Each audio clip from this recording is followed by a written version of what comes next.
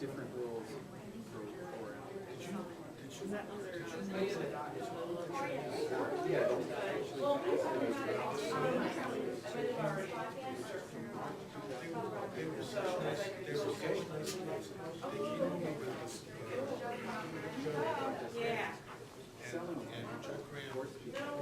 2011. That's why I went, well, wait a minute, copies. I always make sure I change this before I run off 75 copies. I knew.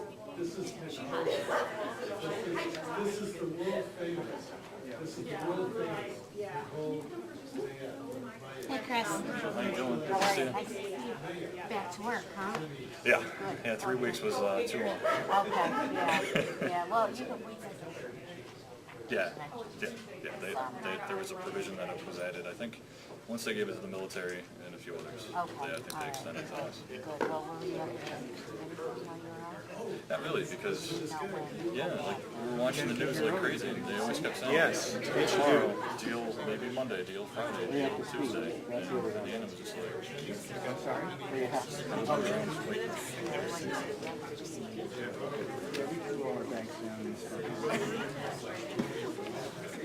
Where's Sue sitting?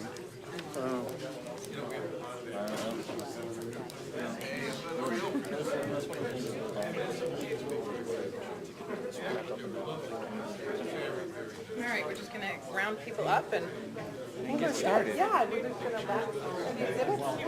We're just grabbing people from the Yeah, exhibits. please. They're going to go. check that I out need- now.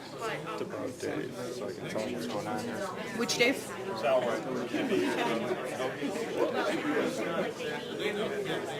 And this one now. 2 minutes? I'm gonna let Rick know that we're gonna get started. Great. On the camera. Okay, is he upstairs? Is that how we're doing that? Oh, yeah. Okay, all right. So I don't need to do anything in my remarks. I'm just speaking, then I turn it over to Dave Wolf, and then you guys are on. Yes. All right, I'll just be here. Okay. Pretty much useless beyond that. But Not useless. Not at all. No. here's Right. Dave's boy. Also, this mic is live. This mic is live. Just so you know. Thank you for being here. Oh, it's a pleasure. Pick your poison. Okay. And the game plan is How are you? You look wonderful. Hat on? I am. Good. I didn't know that. Phil gets done. I may step up because it's to get to your slides. Okay. I have to go play here. Yep. Is it all day? I do that. And so when Phil's done, I'll step up, simply put your slides on. Okay. I'll probably say, Nothing else you should listen to. and now it's Dave. The day show, right? Okay. Yeah. And then when you're done, the same thing with the other Dave Wolf, and then you go to Rob and to Renee, Great. back to me, to Bob, to Tom. Sounds good. You need me to keep it to Uh, 30 minutes. 30 minutes-ish. I mean, if you want more, and you are important. Thanks for being here. Thanks, but I can keep it under. Where are we, Dave? Yeah, it's just trying to keep me. Yes, stop. Yep. Sounds good. Sounds good. Okay. You might say questions at the end for you. No, I mean, I don't think we have that luxury. Okay. All right. All right. Good. You want? Okay. I'm gonna do this stuff. And remember, keep the focus on Sue from. She's gonna. That's not Sue. There's Sue. Let me introduce you. Okay.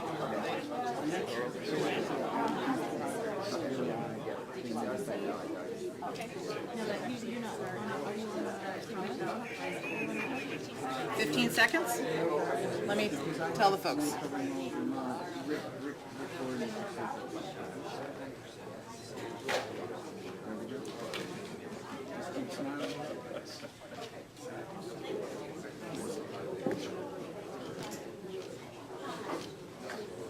Are you good?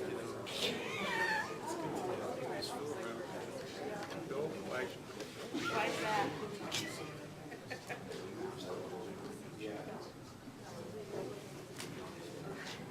Good for you? All right. We good? Good afternoon. I'm Hillary Logan DeShane, and I am the Director of Philanthropy here at the Wild Center. And on behalf of our Executive Director, Stephanie Radcliffe, our board, and the rest of our staff, we welcome you to the Wild Center. I hope some of you have had a chance to take a look through the exhibits. We do have them open just for you today. And if you haven't had a chance, when we're done here today, you can grab another cup of coffee and take a tour around if you didn't get a chance to do that. I want to make a special welcome to our Assemblyman Mark Butler. Where'd he go? Right here. Oh, there you go. Great. Thank you for being here. We appreciate you coming to this. Beautiful facility and pleased to be here. Well, we're delighted to have you here. It's so important for our representatives to be here. This is an important topic. It's our Rural Communities Roundtable. Part of the Wild Center's mission is for people and nature to thrive together. And having sustainable, robust communities is critical to thriving. And having access to broadband is a main ingredient in this. As I'm sure most of you in this room are keenly aware, the North Country has some of the lowest broadband connectivity in the state. Under 20% there's 20% or so folks that don't have connectivity, but lots being done to try to remedy that. I think that it's fair to say that there's no silver bullet for this problem. And you'll hear some presentations from several different organizations and people who've been working long and hard on this problem. And I think beyond those folks that will present, there's many of you in this room that are also working on that issue, and I thank you for all of your efforts. Today's roundtable is being co-sponsored by AdirondackAction.org, New York State Broadband, and USDA, so we're glad to have them here today with us. You're going to meet most of those people as we go through the program. They'll be announced, so I'll let you meet them as we go along. The Wild Center's very happy to be hosting this meeting, but we also have a stake in this topic. Our business model moving forward is going to be heavily dependent on having high-speed broadband internet connectivity. As we reach out and try to do more program via the internet, us having and also our audience having that connectivity is essential. Tomorrow, for example, we have a Wired for Learning distance learning conference that'll feature a national expert on distance learning, a fellow named Alan November. The purpose, and I'm going to read this to you, the purpose of the Wired for Learning conference is to empower and inspire North Country teachers and school administrators in the use of new innovative technologies for the classroom, fostering digital literacy in our students and furthering their 21st century learning skills. Again, AdirondackAction.org, the Adirondack Community Trust, and Franklin Essex Hamilton BOCES are co-sponsoring that activity. We've got over 100 teachers, school administrators, and other interested people coming tomorrow. That will be live streamed as well. If you'd like to come back tomorrow for that, there's a sign up outside. And Jen Kretzer, our program director, is here to answer any questions about that program as well. It's fair to say without solid broadband connectivity, distance learning can't be successful. So while we develop our distance learning offerings, we have a vested interest in making sure ourselves that the communities we serve, both urban, suburban, and especially rural, have access. I'd like to now introduce Dave Wolf of AdirondackAction.org, who's been working tremendously hard on this topic for many, many years. So he's not new to it. Dave's going to be today's MC, so please help me welcome Dave Wolf. Hillary, thank you very much, and thank you to the Wild Center for opening up your great facility today. And thank you all for coming. I really appreciate it. In addition to the co-sponsors that Hillary mentioned, we're also going to have another Dave Wolf. You may know him from DANK. He's going to speak later on this afternoon, and Phil Wagchall from SLIC Network Solutions is also going to be a key speaker. I'd like to set the stage before I turn it over to Phil. Hang on a second here.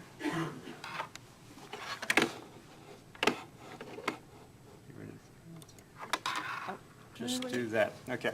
You've all seen, I think most of you have seen this map. Good old Dave Salway is going to talk a little bit more about it later. Just to bring it home for you, this is information provided by the providers. So it's information from the folk that bring you the internet. And the white, in quotes, space, it means that those regions do not have access to what is now being defined as minimum high speed, 6 megabits per second. And that's today. In 10 years, it's going to be much higher. Okay, so that's the challenge that we've got. Dave, I think we just turned off the screen, so they're just going to do a quick fix, and then you can get back to what you're saying. It's dangerous with technology. I broke it. One more time. Okay, sorry about that. Hate to interrupt. Not a problem. Okay, there you go. We're back. Okay, so this to me is the challenge and the focus. I'm the Broadband Committee Chair for Adirondack Action. And our primary goal basically is to provide universal access to high-speed broadband to anybody in the North Country that wants it. We'd love to be able to fill in as much of that white space that is private as possible. That's our goal. The question is, how do we get there? And that's hopefully, once today's over, you'll have an idea at least what the next steps ought to be. Why do you care? Again, some of you have seen these results before. Good old Keene Valley, 6-8 years ago, fully wired the town, all 700 permanent residents and roughly 700 seasonal residents. And they did a survey recently to say, what did it matter? And some very interesting things. In the middle up there, seasonal residents, that half of the population said that they stayed longer. And of the ones that stayed longer, they stayed like up more than a month longer. That is economic, right to the bottom line. That means they're buying gas, they're buying groceries, what have you. That's great for the economy. The other important thing is when you think about that big white space is if you look inside the park, almost half of the residential parcels are owned by somebody that lives someplace else. So that population that you can go after, the seasonal population is large. So as you're looking at how to solve the problem, it's just not unserved and underserved permanent residents, it's also the second homeowners and the seasonal homeowners as well. So as I said, that's the challenge. What I've asked the speakers to do today is I want to bring this down and I'm going to introduce, if I may, Sue, the town supervisor from Minerva. We're going to use Minerva as kind of a case study and say, okay, if you're the town supervisor in a town in the North Country, what do you do tomorrow? And it's basically a 4-step process. You've got to worry about putting together a business plan. What's it going to take? Who out there in my town doesn't have internet? What's it worth to them? Where are they located? I then need to partner with some provider to go figure out what it's going to cost to go give them some form of internet, be it wireless, be it cable, be it fiber. And then I take that business plan, and I've got to worry about funding it. You see later on in the program some possible sources of funding. And then, of course, if you get the monies, you've got to build it. And then once you've got it and everybody has access, you've got to worry about adoption. So that's the overall kind of game plan. But let me back up and turn it over to Phil Wagshaw, president of SLIC, to now focus in on, okay, what do you do tomorrow with regard to trying to put that business plan together, Sue?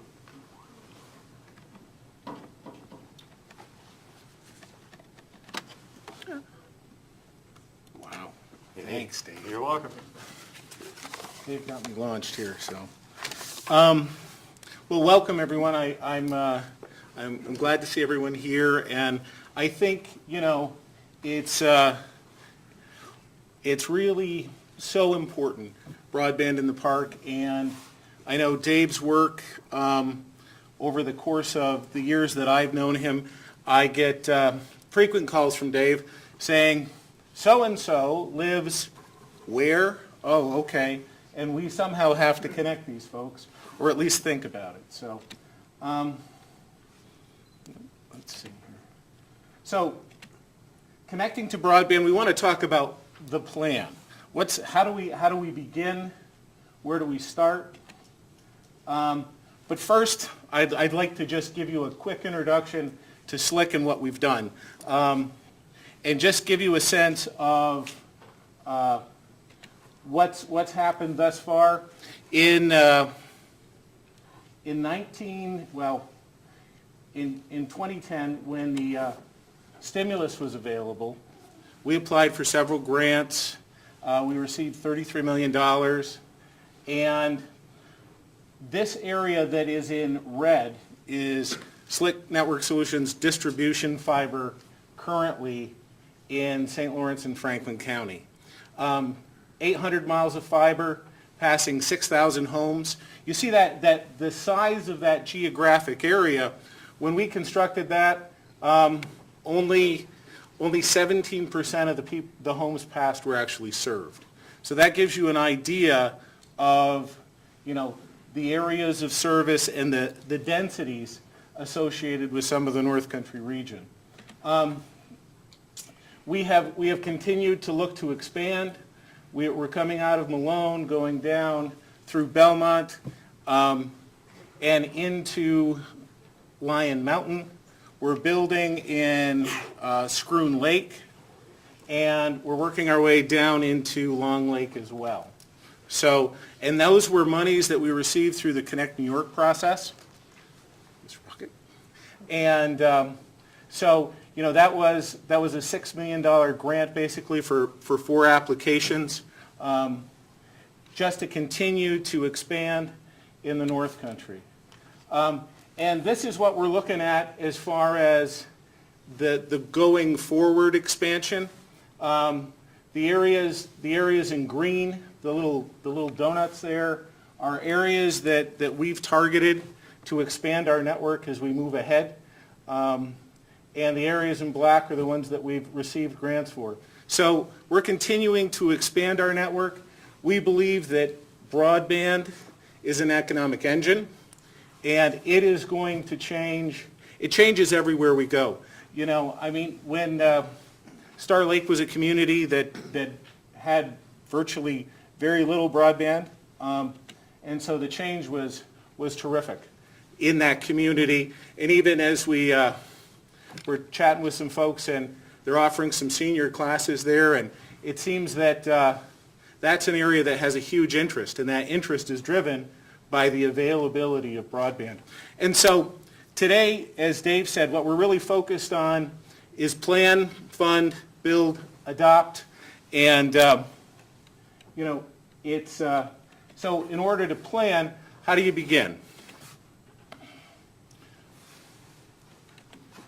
It really starts with building a team in a town that says, okay, we want broadband in our community, and who are the people that need to be on a team like that? Obviously, there's folks that have that have interest in having broadband.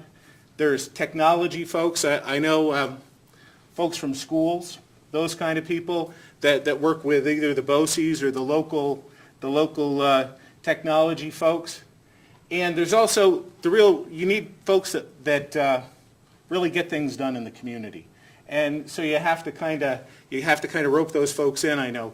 And I just want to acknowledge, as I was coming in here, I saw some of the folks from the committee in Scroon Lake, as well as the folks from Colton that were on the broadband committees. And really, these people make a huge difference in their community. And it's been my privilege, really, to work with them because of their passion for broadband and just their excitement about what we can do and what it means to have broadband in a community. Secondly, you need to gather data from the residents, and this is kind of a two-step process in this acquiring of data. Essentially, first of all, you really need to assess the current infrastructure. What's available today? And, who are the service providers in your area? What is really available? And one of the things that, as we talk about Minerva, I received an email after there was an award in Scroon Lake from someone who worked at the school district down there, and she said, we don't even have cable TV. I said, oh, okay, what services are available? And so that was a surprise to me, and of course to me that means no Time Warner, no Roadrunner, But in any case, it's so what services are available? And then we talk about where are those services available in the community. I know when we looked at in the town of Colton, we had to look and see where was DSL and Time Warner available, where was broadband available, who was doing what, and so that's really a critical part of what this committee needs to address. So, and one of the tools that I think the committees need to use, and one of the tools that we use, is the New York State broadband map. And I think Dave's going to address this, hopefully, in his presentation. But what I wanted to do was just give you a quick walkthrough on what some of these things look like. Here's the town of Minerva. And actually, until Dave Wolf sent me a slide that looked like this, I had no idea that the website would do this. So this is a great feature. But in any case, so here is the town of Minerva. And here are the service providers that currently exist in the town of Minerva, and here is their footprint. So the light green is Frontier, the dark green is Time Warner. So, and then here is where it says that there is actually broadband available in the town of Minerva. So, Sue, does that look like a right layout to you? Pretty close. Okay. Phil, that's non-wireless, by the way. Yeah, that's non-wireless. So, but the thing is that in some cases, we have found that the methodologies that are used to create these maps sometimes lead to, what do we want to say, Dave? Overstatement of penetrations or overstatements of networks. Because this information comes from the service provider. And so, you know, one of the things as part of the whole planning process is to take a look at these maps and say, okay, are the maps accurate? Because I think in Colton, we went through this process and we said, you know, there's some discrepancies here. And what we really need to do is we need to make sure these are accurate so that we can understand what the need is and we can justify that need. So, and this is where no wireline service is available. So from our perspective, when we go to design a network, we look at this as well and say, okay, this is where it says we need to think about putting service, and then we verify this. But these maps are really essential in this gathering of data. And the second part of this gathering of data is about estimating the demand. So when you look to estimate, you know, what are the residential subscribers that are going to be passed? How many businesses do you have in the area that you intend to serve? What are the anchor institutions, the school districts, the libraries? Are there medical facilities there? Is there a clinic? How many seasonal subscribers are there? And, you know, a lot of, and just as Dave showed, you know, in the Keene model, the seasonal homes make up a big portion of what's available, what the residents are really in the park. And so these folks actually have a great need for bandwidth while they're here. They come and they want to telecommute. They want to work from home. They want to work from their camp. They come and they're very accustomed to broad pipes, and so their kids, like all kids, are downloading movies and playing games online. So those are real consumers of real bandwidth. And the last thing I would mention is cell towers. And I know that in talking with Sue a little bit in Minerva, they're trying to recruit a cell tower. But the thing is that can kind of what do you want to say? In some senses, that's putting the cart before the horse, because cell towers use a lot of bandwidth. And if you build fiber, there's a high probability that a cell tower will be your customer.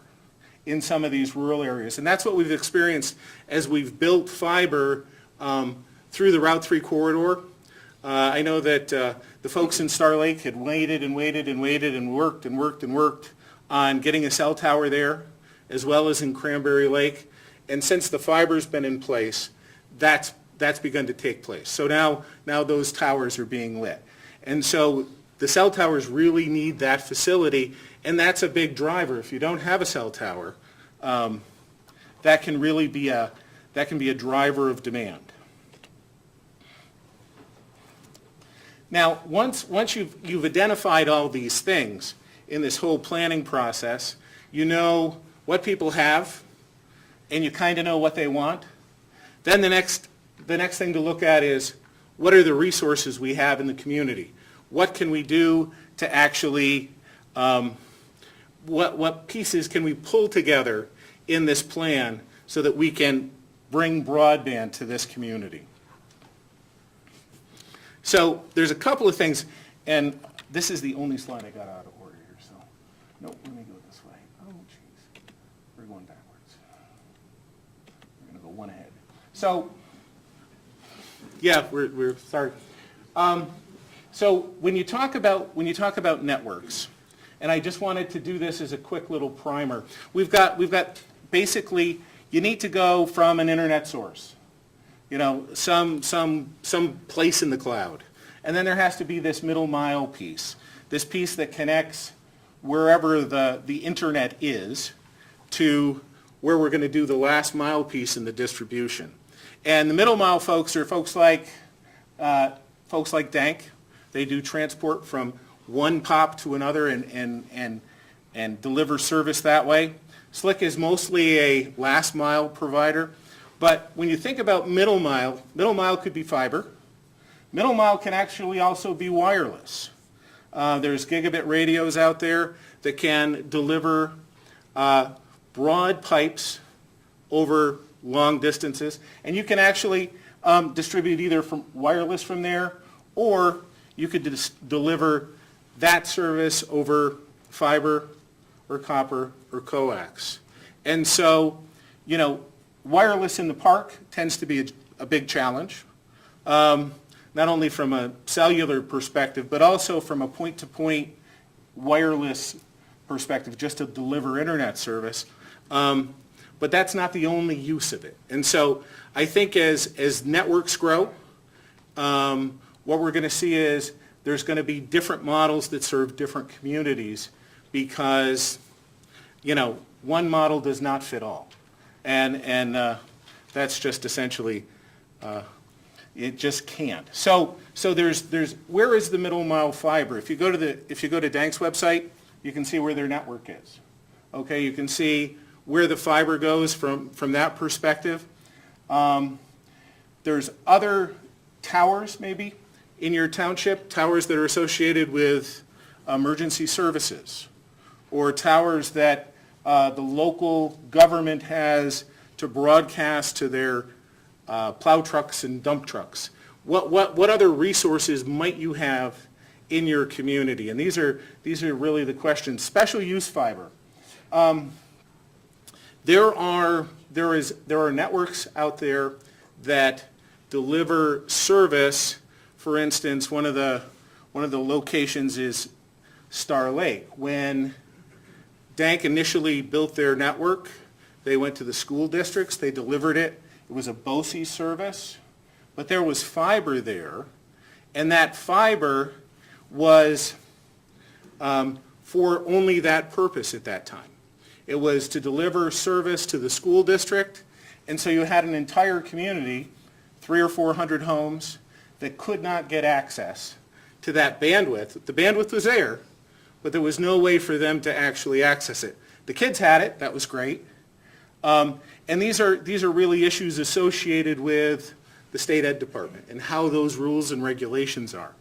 And what I will say is that what I've seen in the last year to 18 months through the broadband office is a real emphasis on how do we overcome some of these regulatory hurdles that are in our way as we try to bring broadband.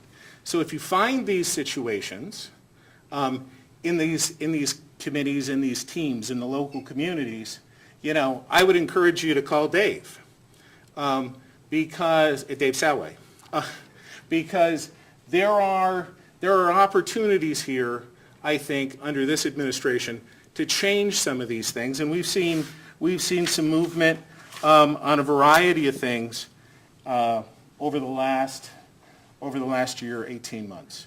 And so, and it's about knowing where those things are. The other thing is, a lot of the power companies have fiber in their network.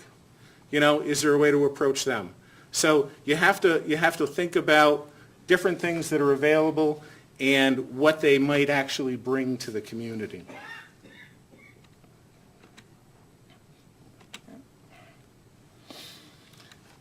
And lastly, you need to identify some partners in the service provider realm. There is as networks have been generated, as committees have been formed in the past, there are some locations where, for instance, there's a municipal power company in a community, and this has happened in like Utah back in the early days of the Utopia network. They constructed the fiber optic network as part of a municipal electric, and they couldn't get a service provider. You throw a party and nobody comes. And those kinds of things, I would encourage you to partner early, and because the other thing is that, not only do you want a network that serves people, but you also want a network that's sustainable, right? And the sustainability factor is key, especially in the case of, attracting a service provider and working with a service provider. So, and hopefully this process will yield solutions of what the network looks like, working with a service provider, and laying out the total project, understanding where the needs are and how you plan to meet those needs. So again, here we are in the map of Minerva where it's unserved. And this is actually the proposed network that we submitted in a grant to ESD with this round of the CFA. So hopefully, Sue, this is at least what your initial fiber network would look like in the town of Minerva. So just again, so the plan is there.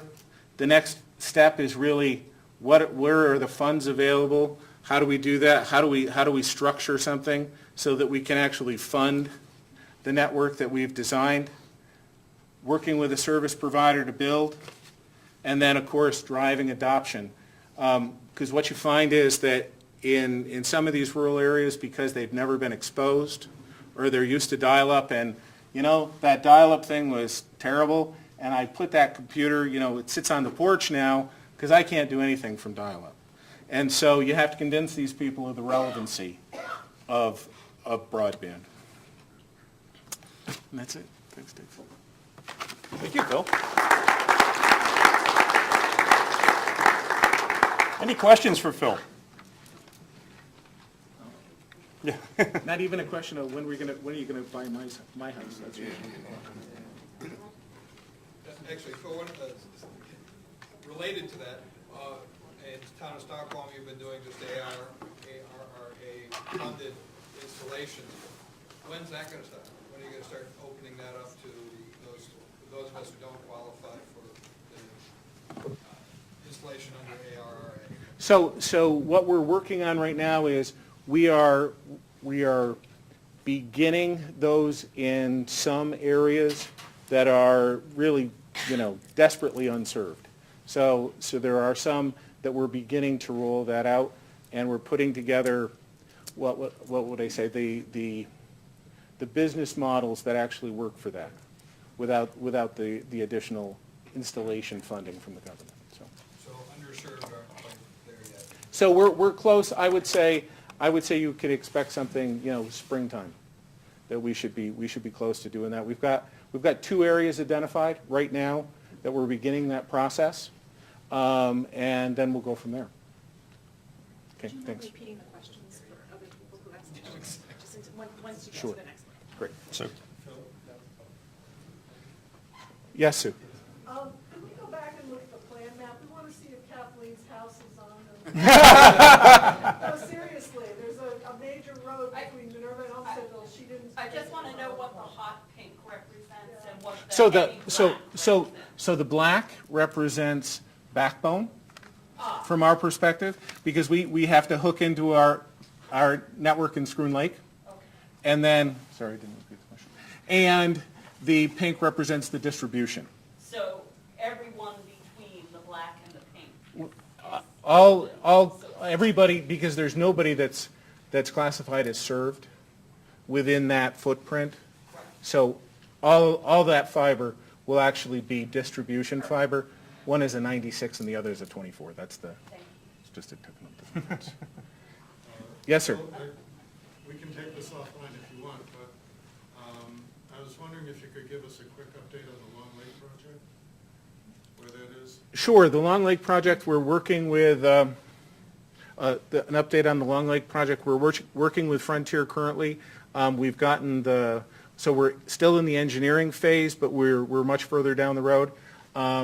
And then we have to go back and meet with our friends at APA one more time, and then we'll be set. No, they've been great to work with, and they've been very helpful to us, and so we're looking forward to putting the package together for them, and then moving ahead. So we're shooting for being done early second quarter, I would assume.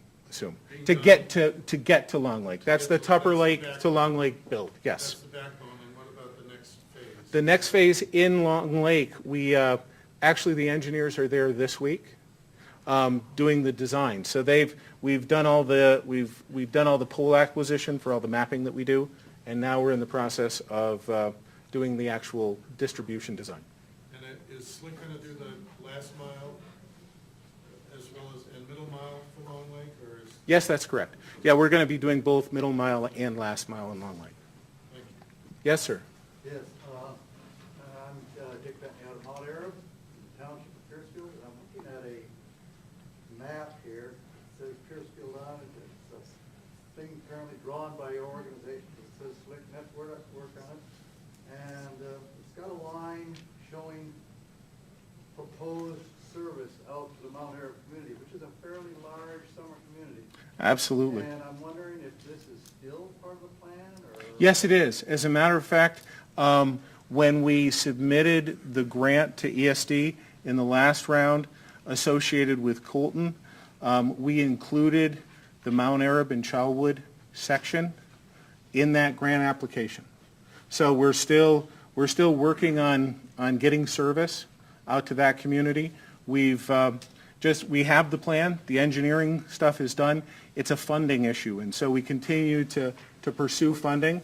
So it is definitely proposed. which is a, I realize the answer might be kind of nebulous, but is there any kind of a timeline on when you might have this funding? I think the last iteration of grants, we're looking at a response for timing for the announcement late in the year, early in the.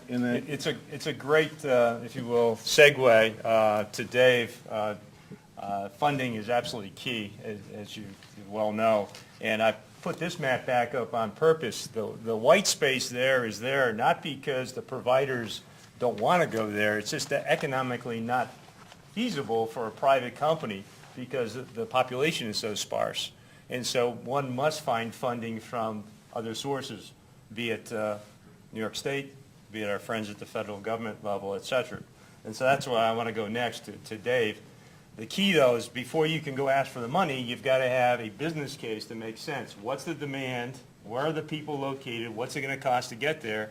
And last mile, there are many different ways to do it. Fiber is one way to do it. You could do it with wireless. There's something called white space, cable. So you need to put a business plan in place, working with a provider, then put the application in for the funding, cross our fingers that you've got good community support, good facts, a good justified case. We certainly have a lot of unserved and underserved population, which is what the funds are supposed to go solve. As I said, our whole goal is to try and make sure everybody in the park has access to universal high speed. Okay? Thank you very much, Phil. I appreciate it. Thank you, Dave. With that, Dave Salway, and bear with me while I get you to your charts.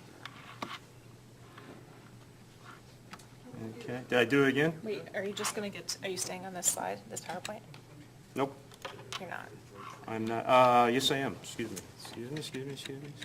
There will be a blank slide in between. No, I'm not. Oh, it's a separate one, probably. It's a separate one, so it's alternate. There we go. We're dangerous. I'm glad you're doing it. I'd be shutting I everything off. think it's there. There you go. Okay, great. Thank you, Dave, and Phil, thank you. That was, I don't know where Phil went, but that was a great presentation really to tee up what we're going to go into now, which is some of the funding aspects. I also want to just point out that the actual presentation that, the whole program today really illustrates what the whole concept of what's been successful in the North Country in terms of funding, in terms of the overall program.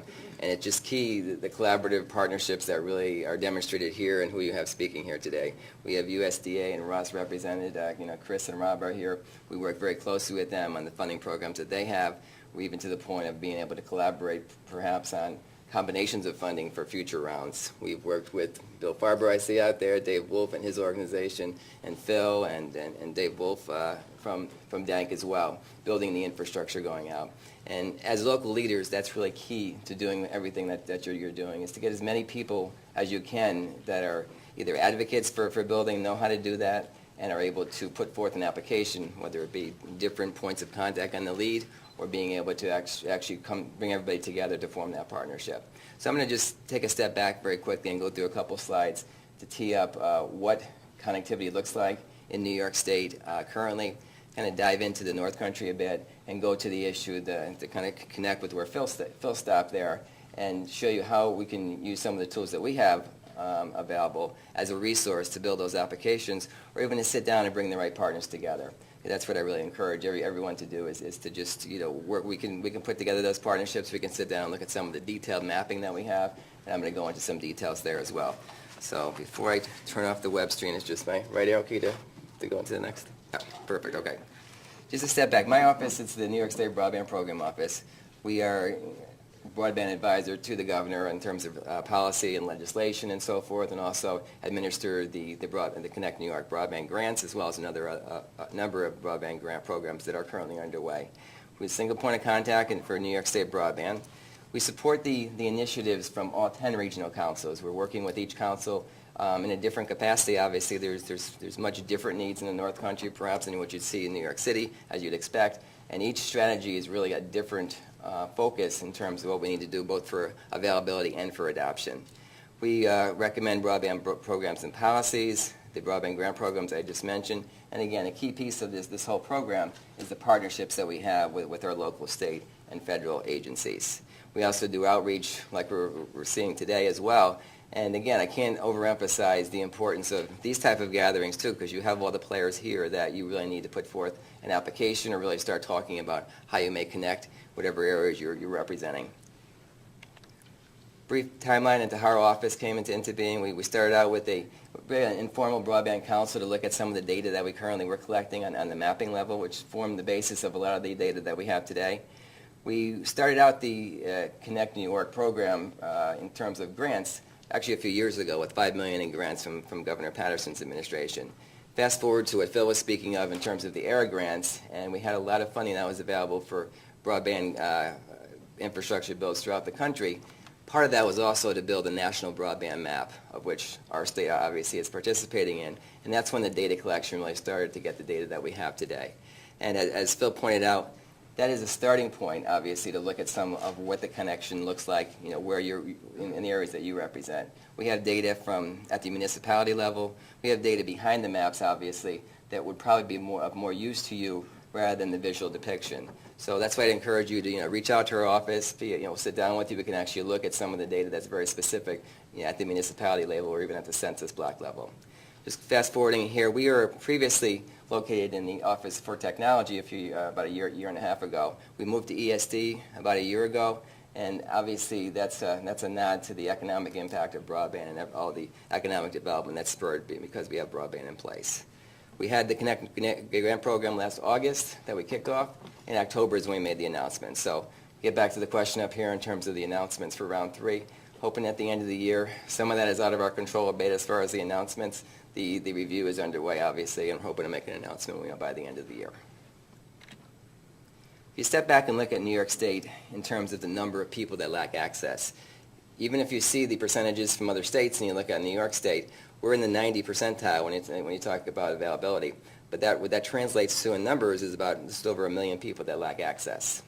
Capital Region has the highest number when you look at the number of the population, with Greene and Columbia counties representing the highest number of unserved citizens, and the North Country has the highest percentage of unserved residents. We're going to dig a little bit deeper into some of the numbers for the North Country at the county level, and again, we can dig down even deeper to the point of actually, since we're using Minerva as a case study, we could look at Minerva as terms of how many residents and where they are specifically and get the maps at that detail level as well. And remember, there's other aspects of this that are important too.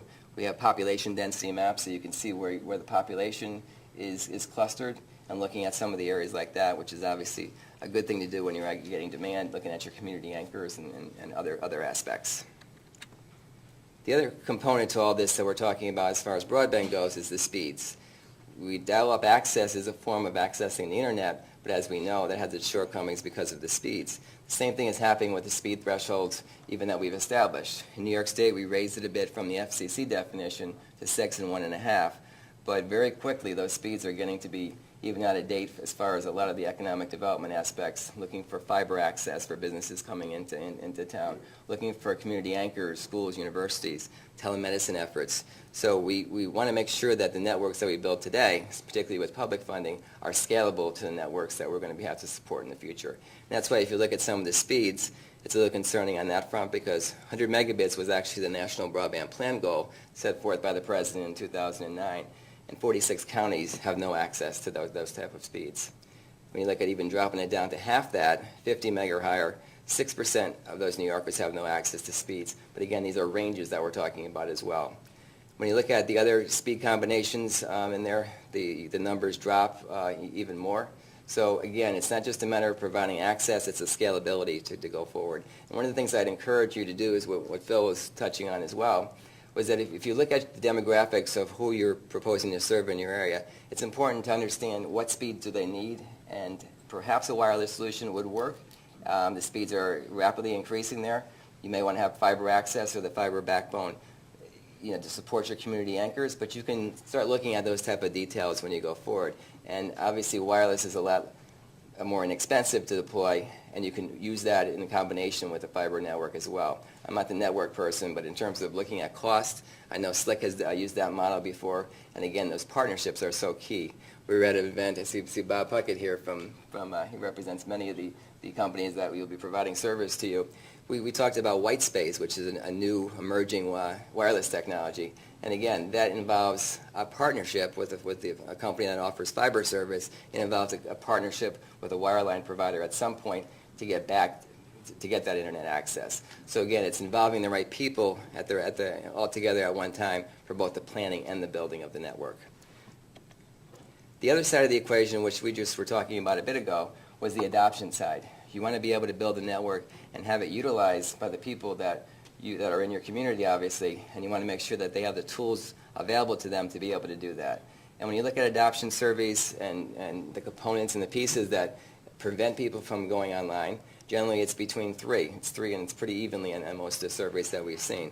It's either an affordability issue, it's a digital literacy issue, not knowing how to access the internet, what to use it for, how to use a computer, those type of things, which you're going to hear about soon from Tom Camber, running a program down in New York City geared toward older adults. And the other piece of that is relevance. How is it relevant to my life? What can I use it for? Or we heard responses, I don't need it. Well, a lot of times that's just not a closed door. That just means they don't have enough information to know what it's used for. There's no relevance to their life, and that's what we've heard in a lot of the surveys, including ours in New York. And obviously the demographics, which you can dig down a little bit deeper, cut through income levels, all the levels that you see on here. And we do have an annual report we put out every year. The website will be at the end of the presentation. You're welcome to go out there and take a look at that when we break it down even further. But again, just to emphasize that it's both the two goals that we're really looking at when we look at broadband are availability, having access to broadband to be able to access the internet, but also how is it used and to ensure it's being used to its potential.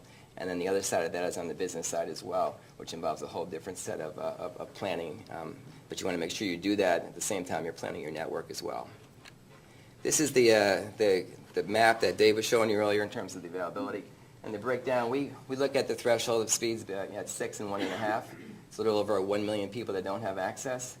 The white areas that you see up there are the areas that don't have access. And again, it's important to remember that even if there are uninhabited, as they call it in the mapping areas out there, when you talk about public safety, you talk about healthcare, telemedicine efforts, and having access to some sort of a network to be able to do the things that public safety first responders need.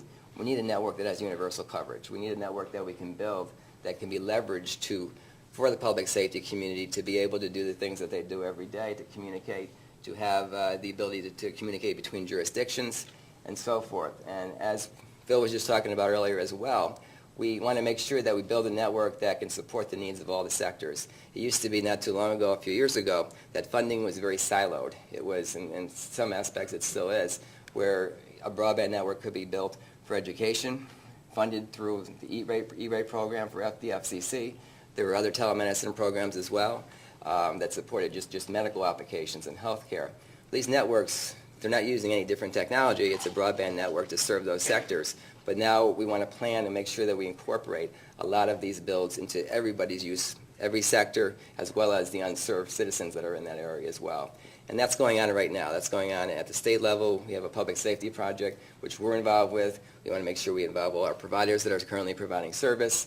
And we're coordinating those efforts so we're not building redundant networks unless we need to for other reasons, but we're building networks that support the needs of each of the sectors and the residents that live in those areas as well.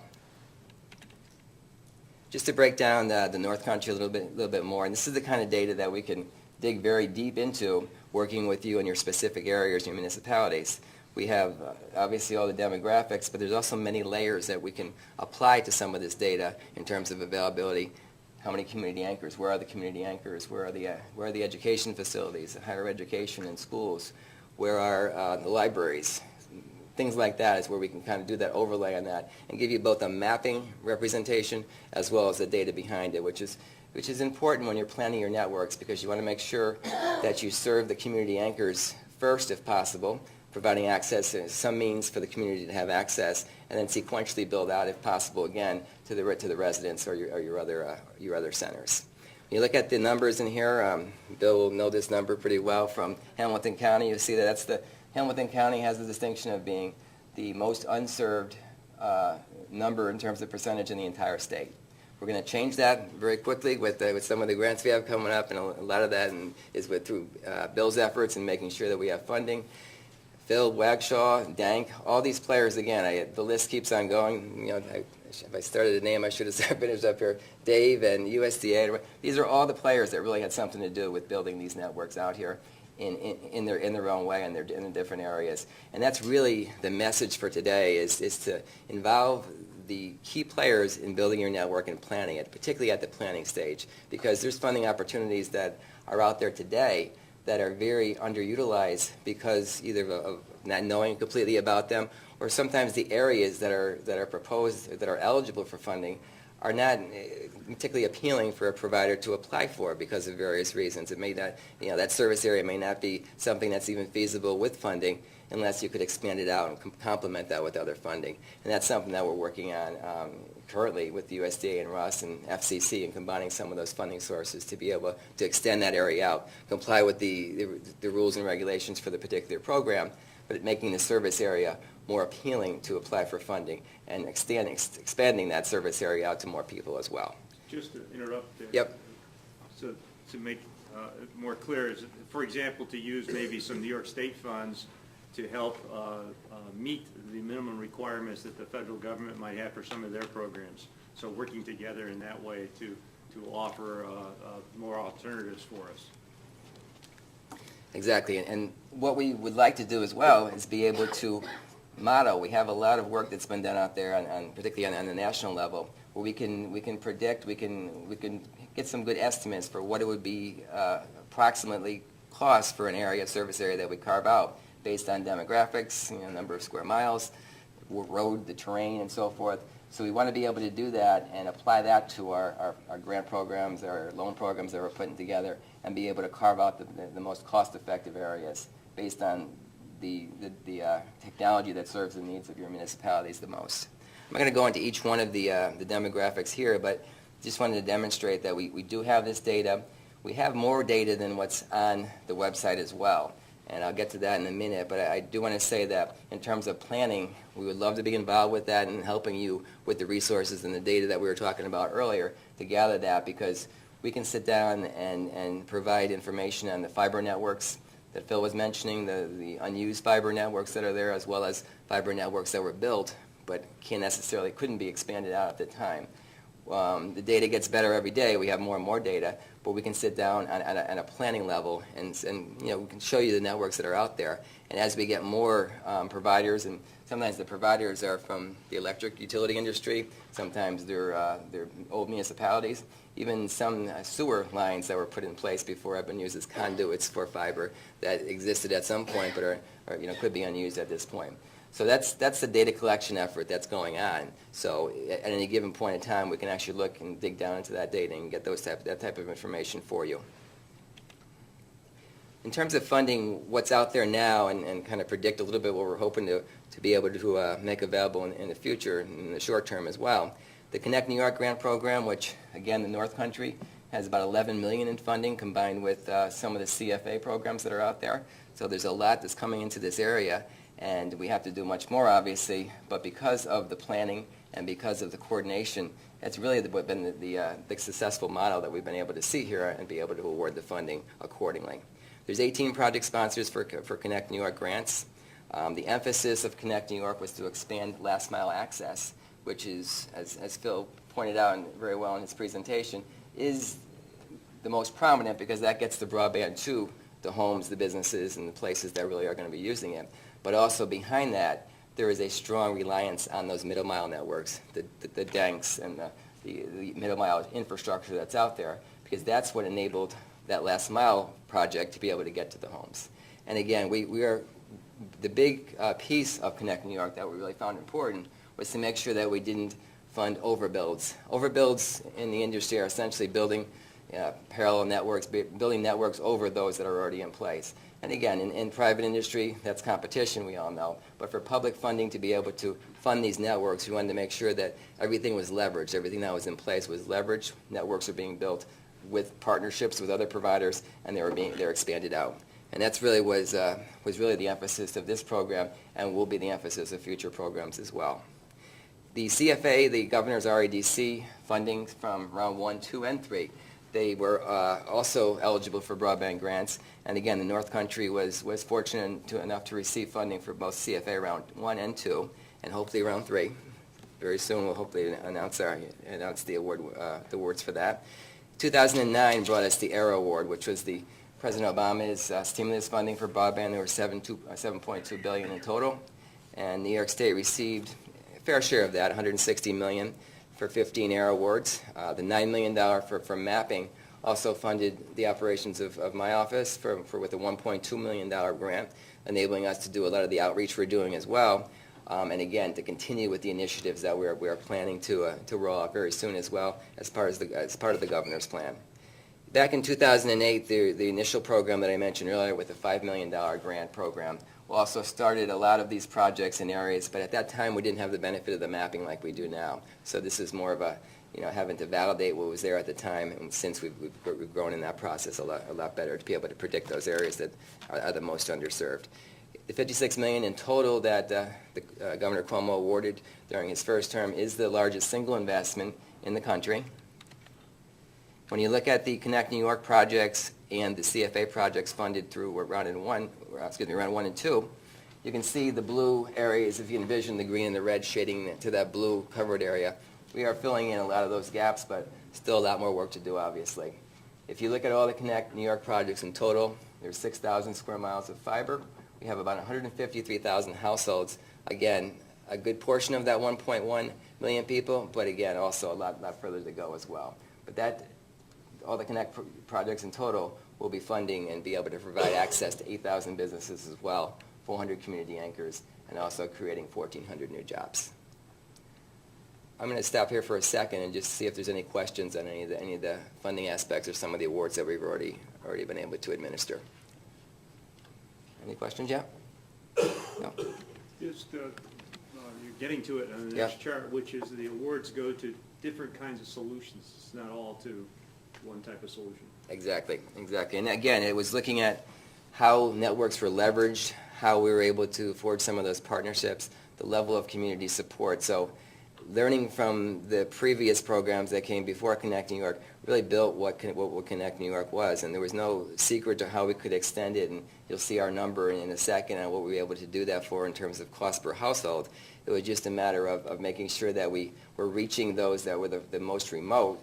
And that causes some angst as well, because you're not getting to, you may be just seeing a network that's being funded that is just reaching the outskirts of maybe one of your municipalities, but not quite there yet. And there is a deliberate effort to get closer and closer in a sequential way. So it's trying to get to the areas that provide the service to the most amount of people first, but also building a path to get to those that are further out and more remote. Just a breakdown, and you'll see Slick up there a few times there. That's the 4 grants that Phil was talking about earlier that were funded. These are all the grants that were funded in the North Country through Connect New York. The Time Warner project is a portion by the amount that's being done in the North Country. That was a larger statewide project that they had proposed. And again, this information, these are a list obviously of projects. We have all the details on where if you have any questions on the service areas, they're on the website, on the mapping website, but we also can give you information on that and on specific details. The Round 2 funding, you'll be hearing from Dave Wolf from Dank shortly, but there was 2 significant projects that are underway now. That's the Public Emergency Network and the Telecommunication Loan Fund, which is a model that we hope to follow soon as well. And again, Bill Farber, Hamilton County. And then we have the 4 Slick project that will be for Long Lake. When you look at both Connect New York and the CFA Round 2, a number of housing units, 10,000 households in the North Country will be provided access as a result of the grant programs that are currently underway. And that's more than 11 million in the North Country. And that brings us to the issue that we're going to close the program with out later, and that's how do we ensure that those 10,000 people and hopefully much more that are going to be funded with future rounds, how are they going to be able to adapt that technology? How are they going to be able to use that to the most benefit to accomplish the goals that the RADC in the North Country have established? And that's to increase economic development.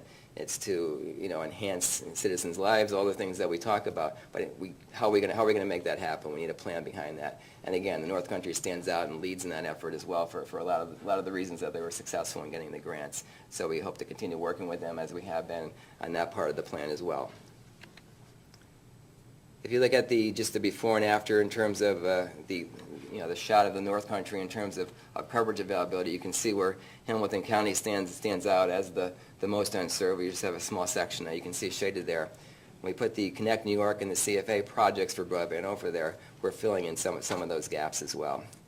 If you also, we don't have this slide, but again, if you saw the population densities, you'd see the method to what I was just talking about, and that's providing the service that gets to the most people first.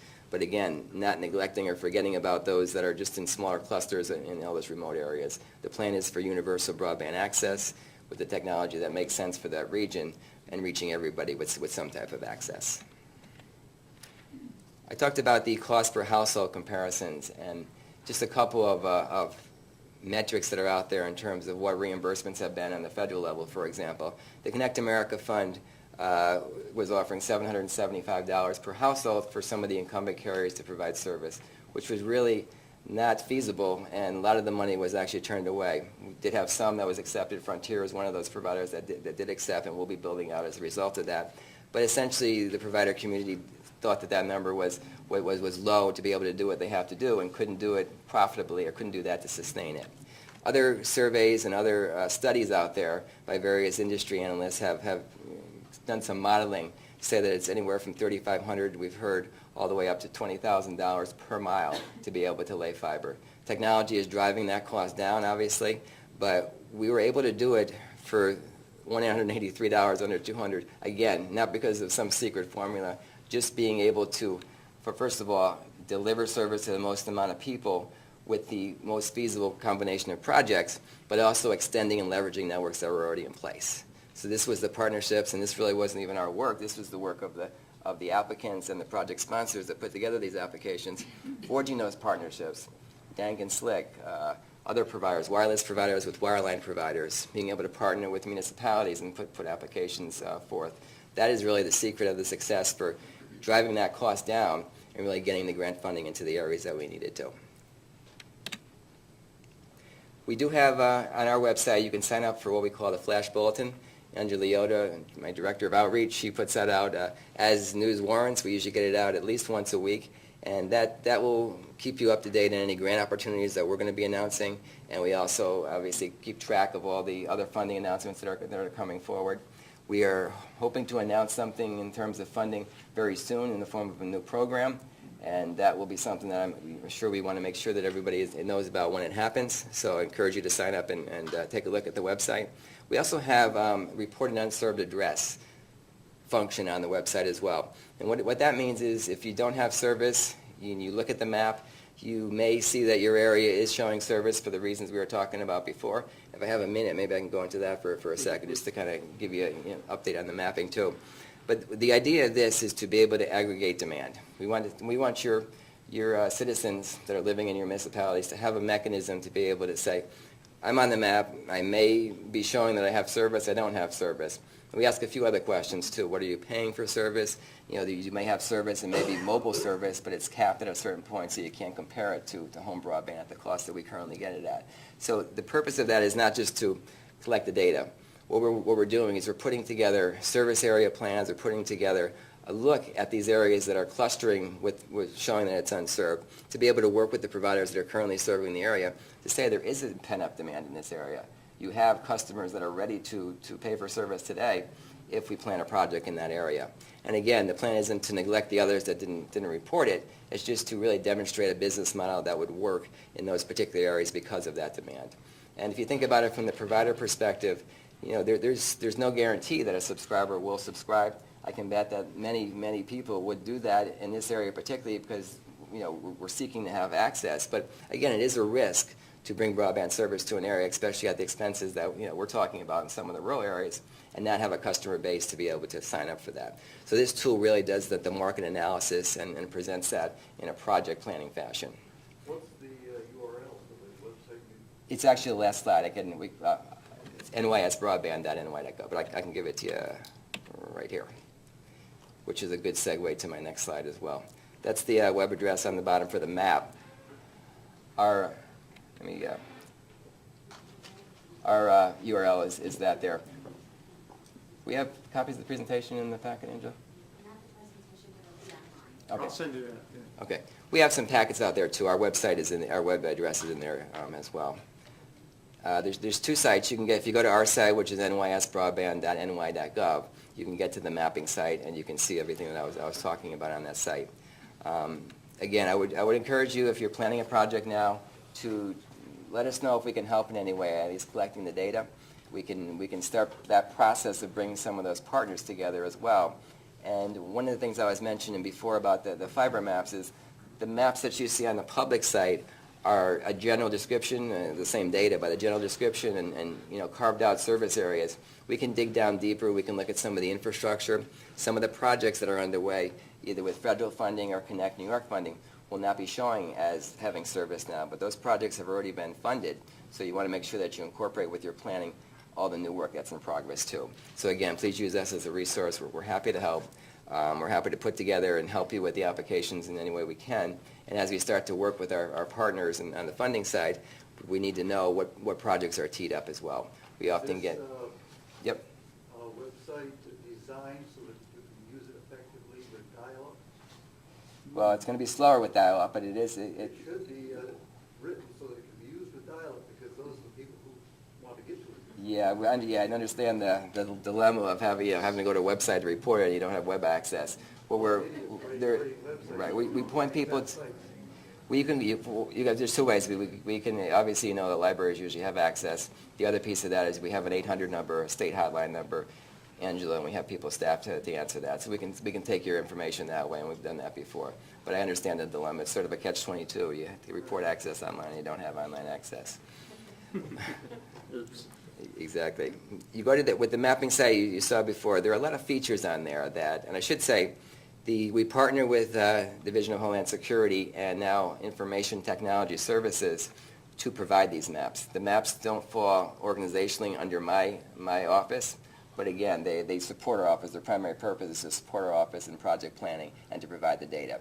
So that's why there's two maps right now. That may change in the future, but I just wanted to point that out. When you do go to the map and you see the areas that you want to look at, there's several tools on there that you'll be able to see right away. And one of them is, where do I want to look for access? When you go through that and you see the municipality name, you get all the features that Phil was going through earlier on his slide, and you can see a breakdown of the technologies as well. What we're trying to focus on at the New York level is where we put the threshold for broadband access. What speeds do we find to be the threshold for defining whether you have access or you don't? And there's some difficulty in doing that sometimes because the speeds are always increasing. 6 and 1.5 is what we chose because we wanted to raise the bar a little bit above the federal level. But again, that excludes some technologies that are providing service, which is better than having no access at all. So even though you see some of the access out there, there are ways to see the technologies underneath that as well, to see if you have service that may get you to the internet higher than dial-up and not quite to the speeds we want to, and you can dig down that deep as well. What I explained earlier about this is our internet access, our survey we were talking about. This is the type of information that we're using, again, to not only visually display on a map where that demand is. When we put a dot on a map to see where those clusters are, but also the data behind that can tell you exactly where those areas are, what kind of service is currently there, any problems that we're having with whether it's dial-up access or other issues as well. So again, that's just another tool that we really want to use to be able to provide that data, provide that project planning, and be able to inform our providers of where that demand is. Any questions so far on any of the funding or any of the other New York State initiatives? We have a number of programs, again, that we're putting together with our partners. We also have a lot of efforts going into putting forth a plan to be able to expand the service areas that are currently being funded. But again, the way that we've really seen work in terms of partnerships is a combination of public and private partnerships, leveraging the private investments that the providers have already built, building onto middle-mile networks that have been built already, bringing together as many people as we can to the table, and also on the policy side, which Phil pointed out as well in describing some of the issues that are required for build-out, working on those issues too, on a case-by-case basis and also on a larger level. It's not all about funding when you build a network out, as I know the providers would tell you as well. There are several aspects that can be barriers. We want to intervene in those cases and act as a facilitator in those cases. And we've been successful in a lot of cases because it's really not the intention of the agencies involved to be an impediment. It's just that sometimes they are because of the rules that are in place. And particularly in the North Country when we have so many agencies involved, DEC, APA, OGS in some cases, and DOT. There's a lot of agencies that have their own regulations as well. And we are working on a recommendation to be able to streamline some of those and make that a little bit easier to navigate. But please feel free to use our office in the middle of a project, planning a project, if you run into any of those issues. I'm not saying we could resolve it with magically, but we do work with each one of those agencies, and just getting people together and trying to come up with a solution has sometimes enabled us to suggest a large-scale solution that we could have everybody be facilitated with a lot of the projects that are underway. I think I covered everything that I was going to go through there. If you have any questions, again, our office is available. I'll be around here for the rest, obviously, of the program, and happy to take any questions as well. But again, I just encourage you to reach out to our office and use us as a resource for your project planning efforts. Questions for Dave? Thanks, Dave. Thank you very much. Yep. Is the other Dave Wolf here? He is here, good. Excellent. Alternate, shift, tab. 1, 2, 3.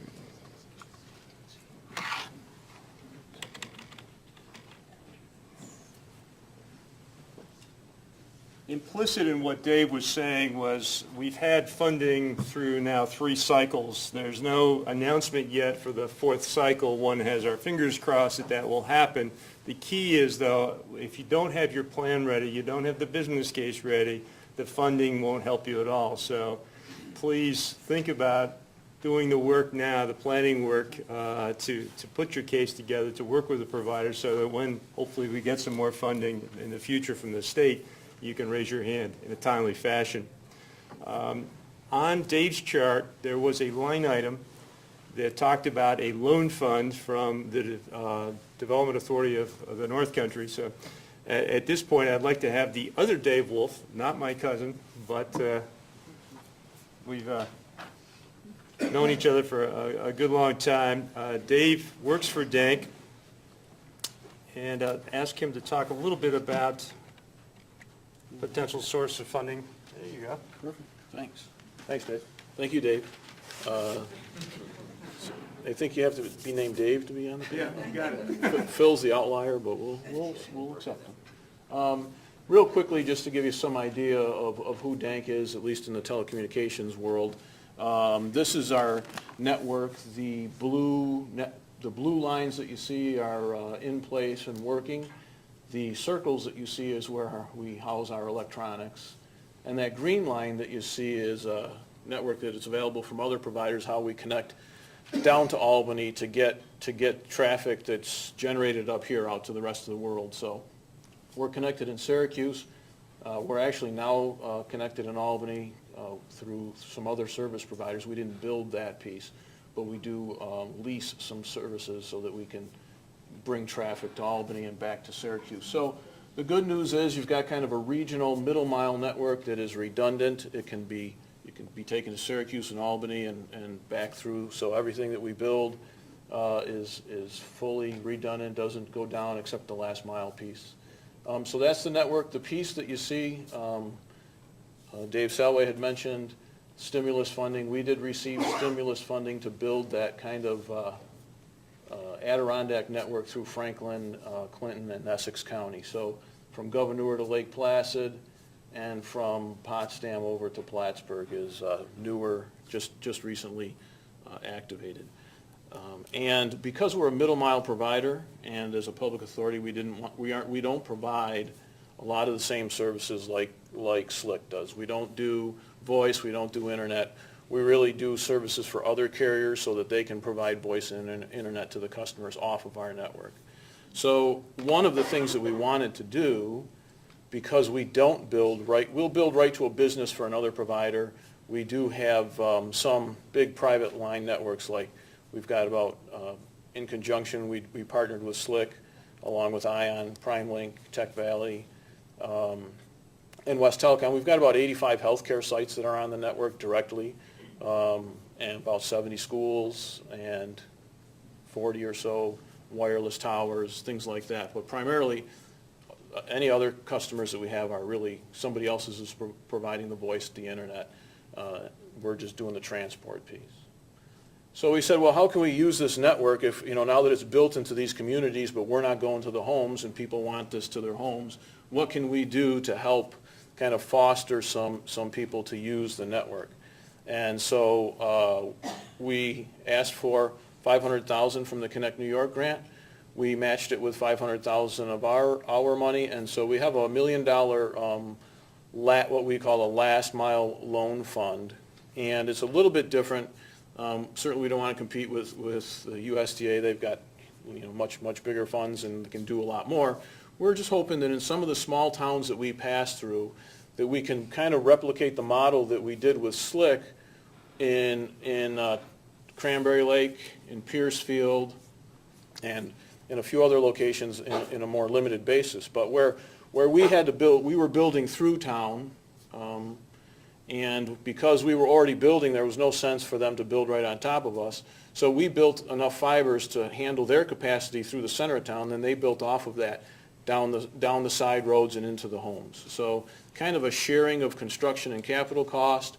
We share equipment locations because our electronics have to have generators and, you know, be properly air conditioned and lots of other things that we have to do in these areas. So we share equipment locations. That helps us to save some costs. And so this last mile loan fund is really, it's eligible for almost anybody, telecom service providers, but local governments can use it.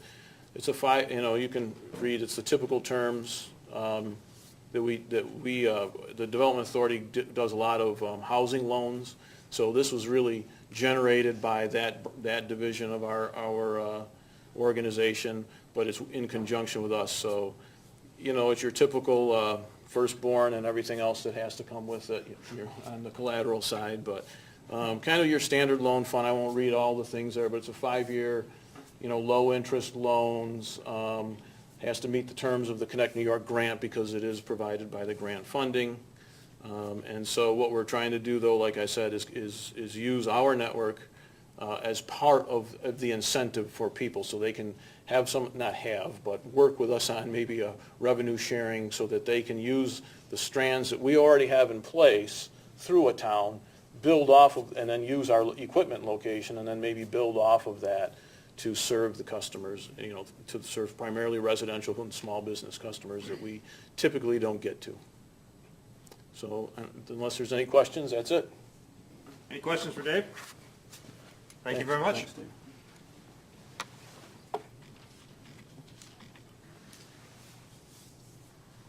When I first got involved and understood that monies was available for broadband from the United States Department of Agriculture, I said, huh?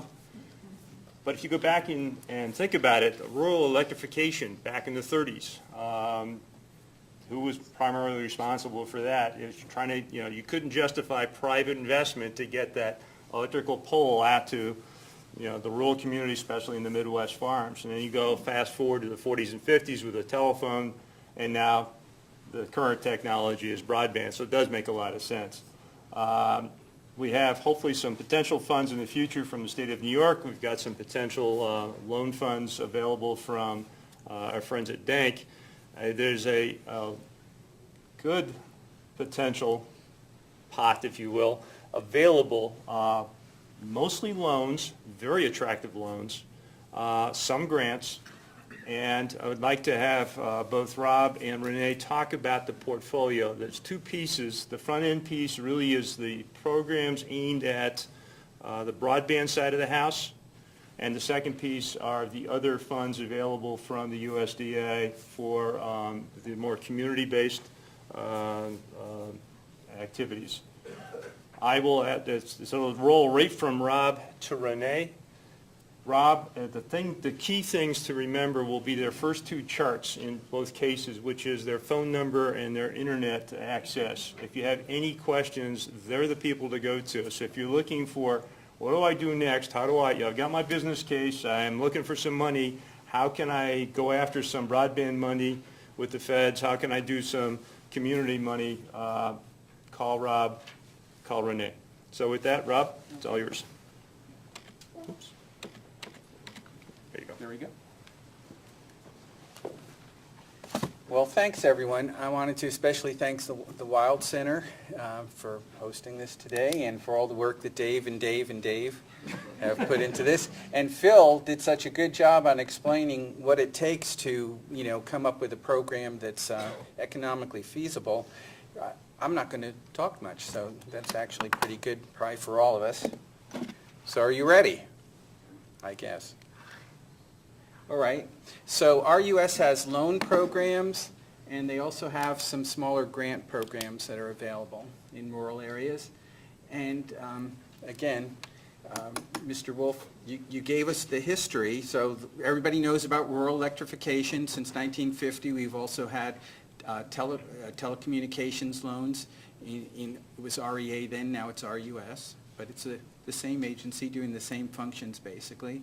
And since 1995, any of the telephone loans we made had to be able to support broadband. So we've been in the broadband business now for about 18 years. I'm going to talk a little bit about the Farm Bill Broadband Loan Program. And again, the first step is determining what type of services you're going to provide and where, and determining that based on the costs and your subscriber projections that it's going to be economically feasible. I mean, basically we're a bank, so we need to make sure that even though you have a relatively low interest loan over a long period of time, that the money will be repaid.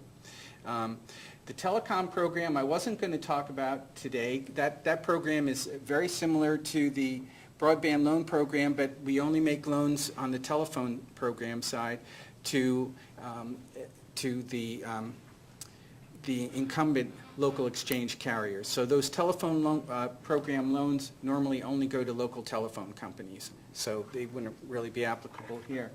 But there is some funding that has been available for the last year. We haven't really started this program yet, but I was asked yesterday to add a slide. I'm sorry? Wait, a question. Oh, go ahead. Mark Wanzer from Nickelville Telephone, which is the parent company of Slick Networks. Yes? So we are qualified for that in terms of using it for broadband expansion. Oh, yeah, absolutely. Nickelville Telephone is actually approved RUS on the incumbent local exchange carrier list. So that covers the Slick spectrum in that sense, because they're a wholly owned subsidiary. Okay, well, thanks. So what he was saying is that Nickelville Telephone Company was an existing RUS borrower in the past, REA borrower in the past, and that company would be eligible to come in under the telephone program. Current principal, I think we still are a borrower. Yeah, okay, if you haven't paid it back, you're still a borrower, that's good. All right, very good. So I will just have one slide I added in about 911 access. There is some funding available for us to help coordinate between the different emergency services and making sure 911 is available in rural areas. And again, that's a program that we're just starting to roll out. We don't have it on our website yet other than just the notice of funds availability. And we still have to work out the internal processes for those, the application process, but I will talk about that shortly. And then the last two programs I'm going to mention are grant programs. Okay? Okay, so the Farm Bill Broadband Program, it covers projects in rural areas, and all of the area that you saw earlier in the white area that's unserved is a rural area. We do fund last mile projects, okay? But if you have a town that needs service, we will also fund middle mile sections that are required to get the broadband from where it's available to your town. So our primary purpose is getting the last mile broadband service in place. But we will also fund middle mile facilities that are required to bring the internet into your area.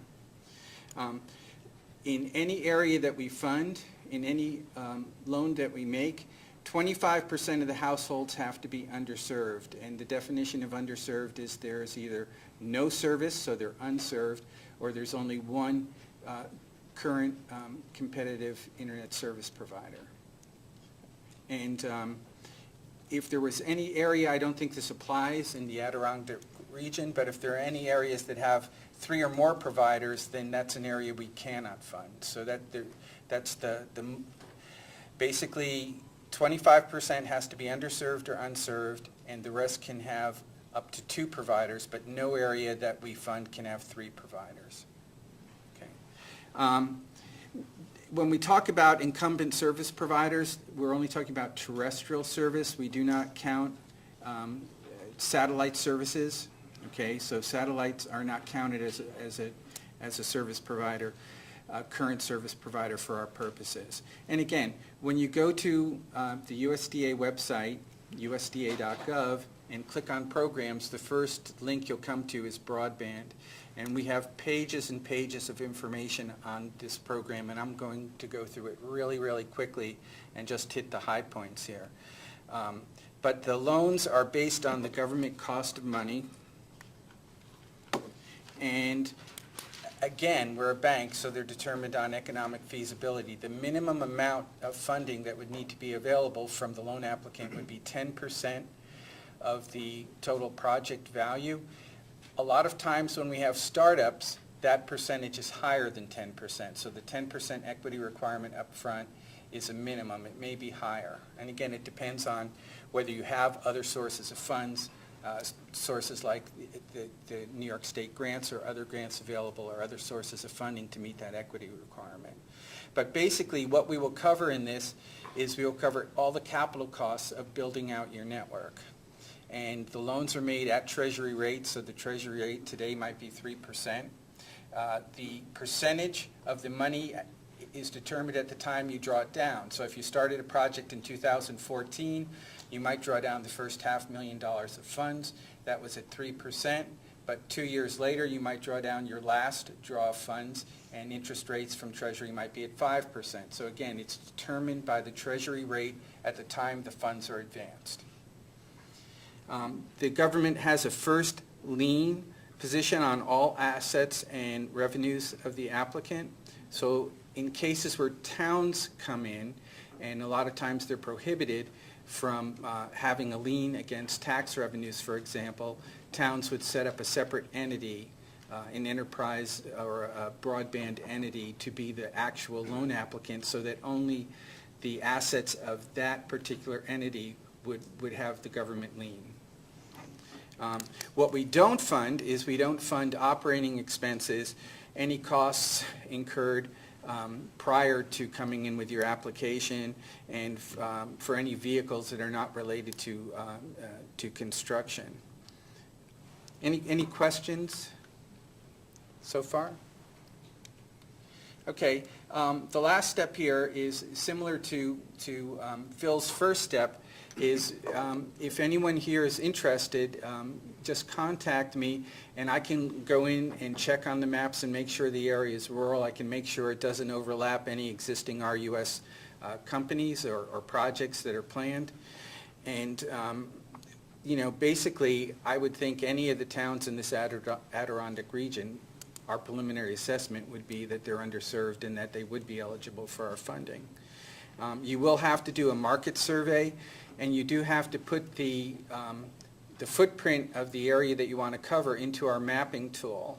And once your application is submitted and complete, we do let the competitors have time to file a public notice response. So if your town wants to provide service, and there was a phone company providing service, DSL today, they would have the opportunity to say, yes, but we already provide service.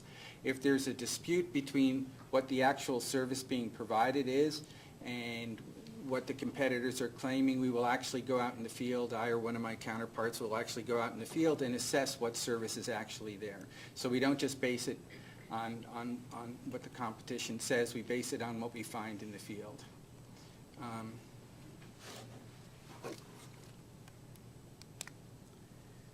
So any questions about the telephone loan program? Again, if you're interested in it, you would be contacting me, and I can come to visit you and go through a very detailed presentation that takes a lot more time than these 3 slides.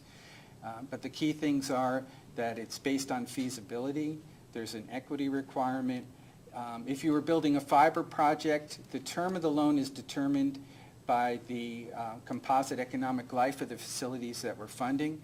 So most of the fiber projects we fund, it turned out to be something like an 18 to 20-year term for paying back this loan. There's a question? Eligible applicants other than municipalities? I don't have that slide with me, but it's basically anybody except for an individual person can come in for the grant, for the loan. Other questions? Okay, this is just one slide where I put everything that sounded important out of 20 slides that I was handed last night. We just want you to be aware of the fact that we can fund under our telecom program, we can now fund equipment required for expansion of E911 access. And the funds are available this fiscal year, and it has a slightly different definition of a rural area. For this program, we can fund cities or towns or incorporated areas of 20,000 or less. So that's a much larger town than the ones we normally would fund with most of our programs, where it's usually 5,000, population of 5,000 or less. But again, I don't have a lot of details on that. I just wanted to make you aware that this is available. There's a copy of the federal notice that was out on the table, so that's one of the handouts that you might have picked up. But again, I'm just, as of yesterday, learning about this program. So again, you can contact me if there is interest within your towns in trying to improve your 911 service. And it's not just the 911 access, it's also integrated operability, emergency communications between police and fire, hospitals.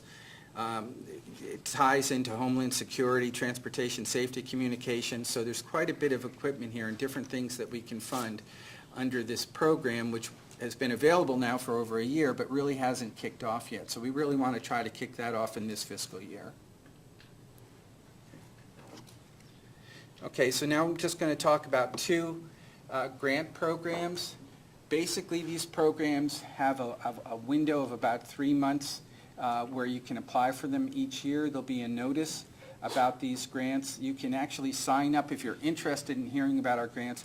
You can go to a site called grants.gov, and you can register. So every time there's a grant that's coming out in an area that you might be interested in, like distance learning or telemedicine, they'll actually email you whenever the notice of funding availability, the NOFA they call it, is put up on our website. Repeat that, the website. Grants.gov. Yeah, grants.gov. And once you get there, you can say, this is the type of grant that we'd be interested in. But right now, our distance learning grants and telemedicine grants for this year, they've already been processed. They're going to be announced in the next few months. Same thing with the next section on Community Connect. But to give you an idea, distance learning, those are grants that we make so that you can deliver a curriculum via telecommunications. And in the past, most of these grants went for, large Polycom or Cisco Tamberg type systems, where there'd be one system like you see in the back of the room, in the front of the classroom, and you'd be tying multiple classrooms together. We've had a lot of change over the last couple years where the direction that distance learning is going is to be much more flexible. People are using computers, they're using iPads now. They're using different kinds of software, where basically before, 3 years ago, most of the projects we were funding, it was for these very big systems to run a classroom at a time. And now much more of the applications that we're getting these days are for the types of things that people are using, phones and tablets and things like that. So we are seeing changes. But distance learning is a program available to schools to support education remotely. The Wild Center, I think, has been actually working on quite a bit of projects and programs that they can provide information from here going out to the schools in the area. Telemedicine is the delivery of telehealth or healthcare via telecommunications. And again, this project for distance learning telemedicine will be announced probably by the end of March, and there'll be a window of 2 months or so to put an application in. It's an annual process, but again, if anybody's interested in this, you can contact me at any time. And again, our website, our USDA website, when you click on the Broadband button, not only tells you about the Farm Bill Loan Program and the Telecommunications Program, it also has a lot of details on how to apply for a distance learning or telemedicine grant. The types of equipment that we fund are audio and video equipment, computer hardware and software, network components, terminal equipment, and in 2013, and actually the last 4 years, the maximum amount of a grant like this has been $500,000. and there are normally about 30 of these grants that are made each year. It's a very competitive program. So the broadband loan program, it's based on a first-come, first-served basis, and it's based on the feasibility of your project. These are competitively scored, and one of the changes they're planning for next year's program is to, in the past, a school or a hospital that could provide more matching funds scored higher. So they are changing the rules for 2014's program to level the playing field, so schools or hospitals applying for these grants will have a fixed 15% match that they need to put up, because we think it's important for us to apply the money where there's a greater need. So I think that's a good change they're making this year. Any questions on distance learning, telemedicine? We're going to talk about this tomorrow a lot at the Wired Learning Center conference tomorrow. This is just examples of some of the things. Distance learning, it's mainly been video conferencing, and on telemedicine, it's for visiting nurses, teleradiology, teledentistry, telepharmacy, virtual ICUs. Those are just some of the things that we've done. And Community Connect grants are available to towns that are completely unserved. And again, the window's closed for this year, but it would be possible if you're a town who could put in a system. This year, the grants were between $100,000 and $3 million. Basically, it's to provide broadband service in an area that has no service whatsoever. And the one change they made for 2013 was it used to be your area had to be the town and nothing but the town. Now you can draw your maps in our system, and if the center of town had service, you could come in for a grant to serve the rural areas that don't have service. So this is something that you could consider applying for, early next year. But it's very, very competitive. The funds are limited, and generally, much more rural areas of the country, like the Dakotas or Wyoming, tend to get most of these grants. Again, let's see how the results come out this year, and based on how it turns out this year, then we'll know if this is something to pursue next year. There's a question there? It's a competitive grant program. Yes. What is USDA looking for from applicants? What should potential applicants? Well, that's just a great question. Do I have the answer here? This is what they're looking at. It's how rural, how economically disadvantaged, healthcare needs, public safety issues. I mean, there's all this scoring. A lot of it is objective scoring, and some of it is actually subjective in terms of how you write up how this is going to serve the town that you're in. So there's a lot of criteria here for how these things are scored. But again, it is possible for a town to come in and get broadband funded by a grant. But again, in most cases, most of them have been far west of here, so. Does the website have examples of previously approved? Yes, all the 2013 haven't been posted yet, but yes, there's listing of all the grants that have been made past years. That's a bit. The applications aren't there, but all of the grants and the amounts are listed on our website. But let me just go back a slide here, or this way.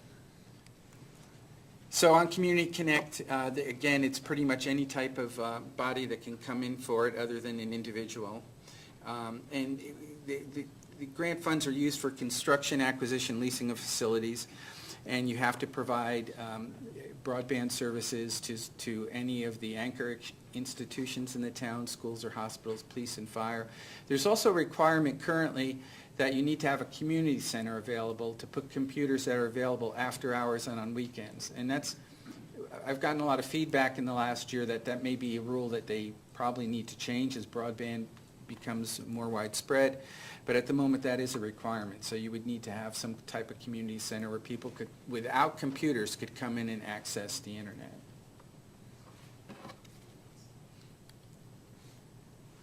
This was just about some changes that they made in the last year. I don't think we need to go through that. Again, they did simplify scoring, and they did simplify the matching funds in this program last year. And again, the change in the matching funds is something I think that will also be rolled out when we roll out the program for distance learning for 2014. And the most important slide. It has my name. I'm Rob O'Hara, and I am what they call a GFR, that's a general field rep, and my office is actually in Amherst, Massachusetts, but you can get me there at rob.o'hara@wdc.usda.gov.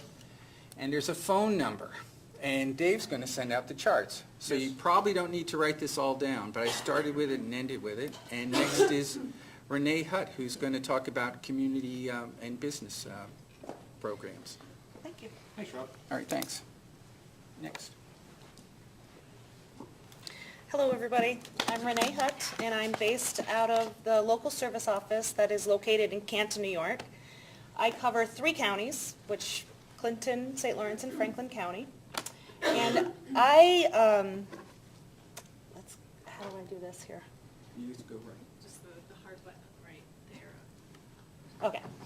So first I'm going to talk a little bit about the local service office a little bit and tell you what we do. Rob actually is a GFR, and he administers those rural utility services and telecommunication. I kind of am a little bit more simple programs as far as community programs. One of the things that the agency, Rural Development, our mission is the opportunity to improve the quality of life in the rural areas. And we do that by administering grants, loans, and loan guarantees. We work under community, business, and housing programs, and that includes what you see there: individual homes, apartment complexes, renewable energy projects, business startups, expansions, just about everything you can think of that has to do with the rural community. In New York State, we administer a little over 20 programs right in New York State with our state office. They cover the community, housing, and business programs. And then there's national programs, and they're administered through our National Rural Development Office. Rob is considered a GFR, and he covers pretty much the whole northeast of the state of United States. New England and northern New York. Right. So he is a busy man. Okay. Oops, sorry guys. I have to learn how to use this. Okay, so community facilities, that's the closest program that I carry, closest to my heart. This is my favorite program. I administer this program. Has everybody heard about community facilities through rural development? I've tried to do as much outreach as I can in my communities. This is a great program that every community should be aware of. I mean, we pretty much cover under this program everything that you see up there, from fire trucks to police stations to sidewalk improvements, anything. A good rule of thumb for community facilities, if you're an eligible applicant, which I'll go over that, if it's considered or deemed an essential need of the community, we can fit it into this program. Obviously, if you're a municipality, not-for-profit, or a Native American tribe, you would be eligible for this program. 20,000 or less for the demographics, which in my counties, I don't typically have a problem with going over 20,000. And you have to at least obtain commercial credit as far as unreasonable rates and terms. Our job is not to take business away from our local banks, but to help out our local communities so their tax base stays reasonable.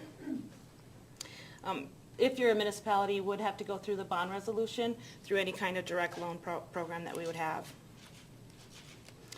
Let's see, it's based on the MHI, the median household income, and we're working on the 2010 census now. And the grant is, under the community facilities, it's a grant component.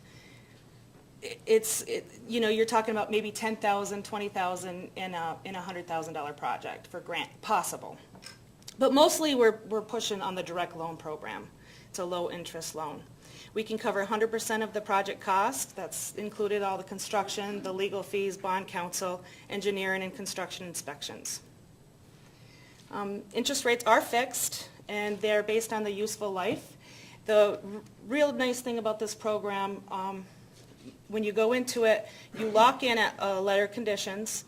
So if the interest rate at that point, you meet the market rate at 3.125, we would lock into 3.125, but at the time of closing, which is typically after construction or the purchase of the vehicle, you can actually, if the rate goes down, we can give you that lower rate. So you can't do worse, but you can do better on the interest rate after letter of conditions. These rates are good until the end of this year, December 31st. So the next probably 10 slides, I just wanted to brag about some of the projects that have gone through my office that I helped in the last couple of years. We do municipal buildings, we do new rescue vehicles, we even do, humane societies, animal shelters, new rescue buildings, a new home for a not-for-profit organization, new health center. This is the actual St. Regis Mohawk Diabetes Center of Excellence that's going to be opening this year in November. We can help rehab libraries or build libraries, fire trucks, and even museums. If you're a not-for-profit organization and you're coming for this program in the community facilities, we do have to take a look at the last 5-year financials, and then we have to look at the projected 5 years. So it's a 5-5 criteria. For municipalities, we will use your annual updated document for the last couple years. Any questions? I flew through that program. Any questions? Has anybody heard of Community Facilities Program through USDA? Thank you. Thank you. Well, I have business cards, and I would love just to hand them out to everybody because you really should get a hold of me and find out what kind of programs we have here that we can help you with your community. We'd come right out. We'd help you through the application process. We pretty much walk you right through the whole application process. So I'm going to keep going. Business programs. There's a few business programs that I will cover in the local service office. A lot of the business programs are covered in our state office with our state office specialist, who is in our case, in our area, her name is Karen McDonald. And I will give you her information so you can include that because unfortunately I didn't add her name to the slide. She's the main contact with a lot of these business programs, but you can always call me and I can connect you to her. These are most all of the business programs I wanted to highlight. The 3 in the red are the ones that I'm going to go over that I feel that pertain to what we're talking here today with this roundtable. And the first one is the Business Industrial Guarantee Loan Program. This is to create and stimulate rural economies by providing financial backings for rural businesses. The applicant is the bank's customer, and the bank is our customer. So we're basically kind of in the background, backing the business up, giving them some guarantee. The applicant, the business would want to apply through their federal or state chartered bank, credit union. You can do savings and loans. Any other approved lenders they could apply through. It could be used for acquisition, startup, expansion of businesses, and the applications must be filed with an eligible lender, and we do recommend that they do pre-applications first. Okay, Rural Economic Development Loan and Grant. This we call Red Leg. And so this program is basically out there for electric co-ops or rural telephone companies or any small utility companies. They have to be eligible RUS borrower. So as we were talking, I think Mark has left, but he's Nickelville Telephone. He is an eligible RUS borrower, and they in turn can apply into this program. This program, what it does is it will provide the small utility company with a 0% interest loan, or there's a grant program that goes in this program too. And then in turn, what they can do is lend it out to their community. It's basically give back to your community by trying to stimulate economy growth and create real jobs for any kind of business startup or expansion. There's a lot more to this program. Karen would be working in this program. I personally have never gotten involved with this program, but I need to mention it today so you all are aware that if you do have a small utility company or if you're in your area, they may have something like this in place where it's like a micro enterprise loan that you can use. The Rural Cooperative Development Grant Program. I believe this program is administered out of the national office, but again, Karen would be the contact, or you can contact me. What this program is, it's to help create new cooperatives for startup, but it's not directly to the individuals or groups that want to start the cooperatives. It's to help what's called a rural cooperative development center. Okay, so we would give money to this rural cooperative development center for operating costs, so they can provide technical assistance and training to new co-ops or trying to start a co-op. As I talked to state office yesterday in regards to this, as far as here's an example of a recipient on this program, and this is the only recipient that we know of in the Northeast, which you're probably familiar with them, maybe. They're out of Massachusetts, and they're Cooperative Development Institute, CDI. They've successfully applied for operating funds for many years under this program, and they do give technical assistance and training to new and existing co-ops. If you're not aware or familiar with them, I've put their website and telephone number. I'd say you could give them a call if you have if there's any groups thinking about developing a co-op, or maybe they're having problems in their co-op, they could help assist you. And there you go. There's our contacts.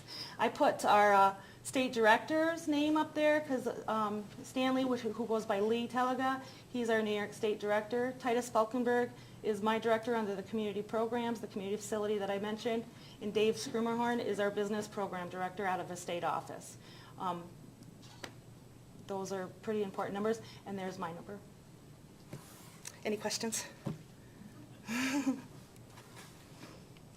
Did I go too fast? You were fast. Well done. Thank you very much. I need to X out of this. Gotcha. Any questions? One favor, we're going to load some slides here for Bob. While we're waiting, please, before you leave, make sure we have your email address, because any of the slides that you saw today and the information we'll send out to you after the session today. Any general questions? Whoops.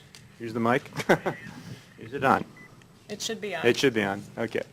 Any general questions? Yes, sir. An observation. What you're talking about here is available through private companies, which is Slick and Dank, right? And municipalities could apply for grants and everything, right? So it's a combination of private and public funding type of thing. Is that correct? Apropos of trying to expand broadband access? Yes. Okay, and the reason I bring that up is because I would make a suggestion here is that I'm living in a town where the proposal, where there's a grant was given to Slick, and it's only covering part of the town. And when we as a town found out about it, wasn't until the grant was over. So I would just encourage, Slick or Dank or whoever, they should be in contact with the towns first before, we didn't know about it, and then as a town representative had to deal with the other half of the town that didn't get part of that grant. We weren't aware that it was even going on. Great input, and it's one of the reasons why today we're learning, and that's the whole focus today was using Sue as an example. Is my recommendation is to have the town take the lead. The town knows its needs best. It can, with the most credibility, talk to the citizens in the town, and by all means, if it's in lead, then it can turn to the provider and have a good partnership instead of vice versa. So yeah, point well taken. Other questions?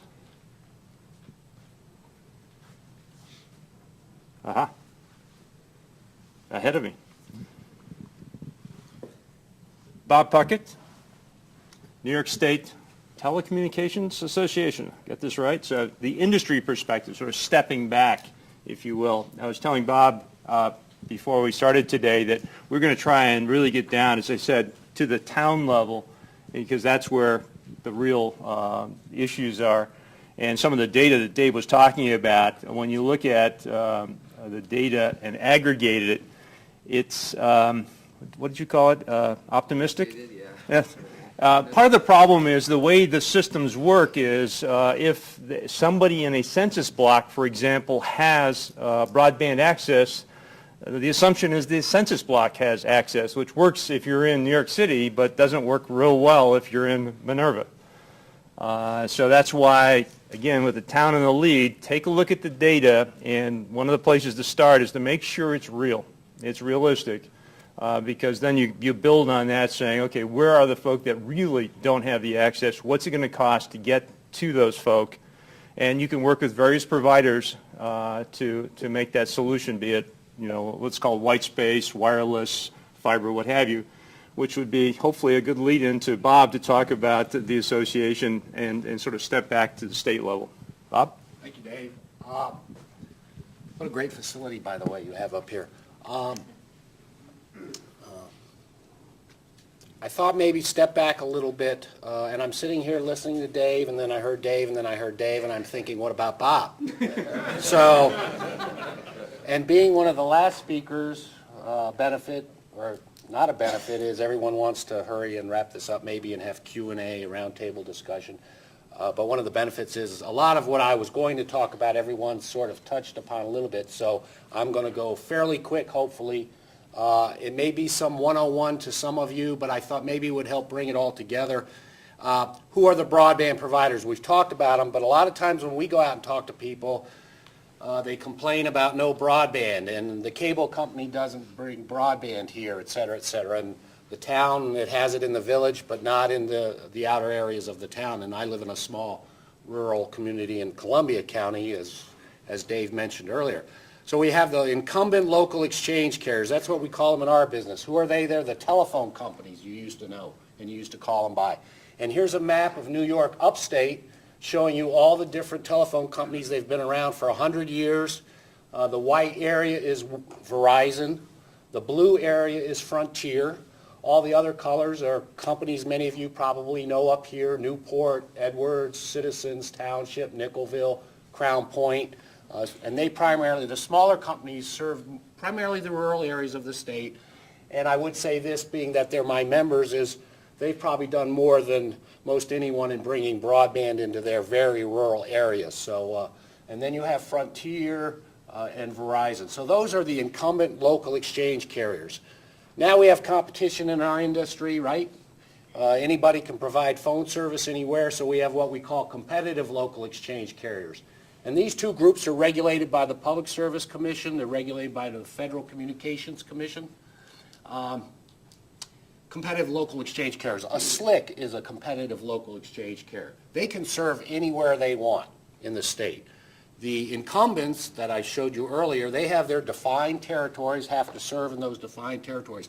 A lot of times people who live near one of those smaller independents will say, I don't have broadband in my neighboring town, and you're right there. Come on over and serve me, please. I need broadband. Well, part of that problem is the regulatory structure that they operate under. Then we have cable TV providers. We all know who they are. Here's a map. Pretty much the blue is Time Warner, probably the largest provider upstate.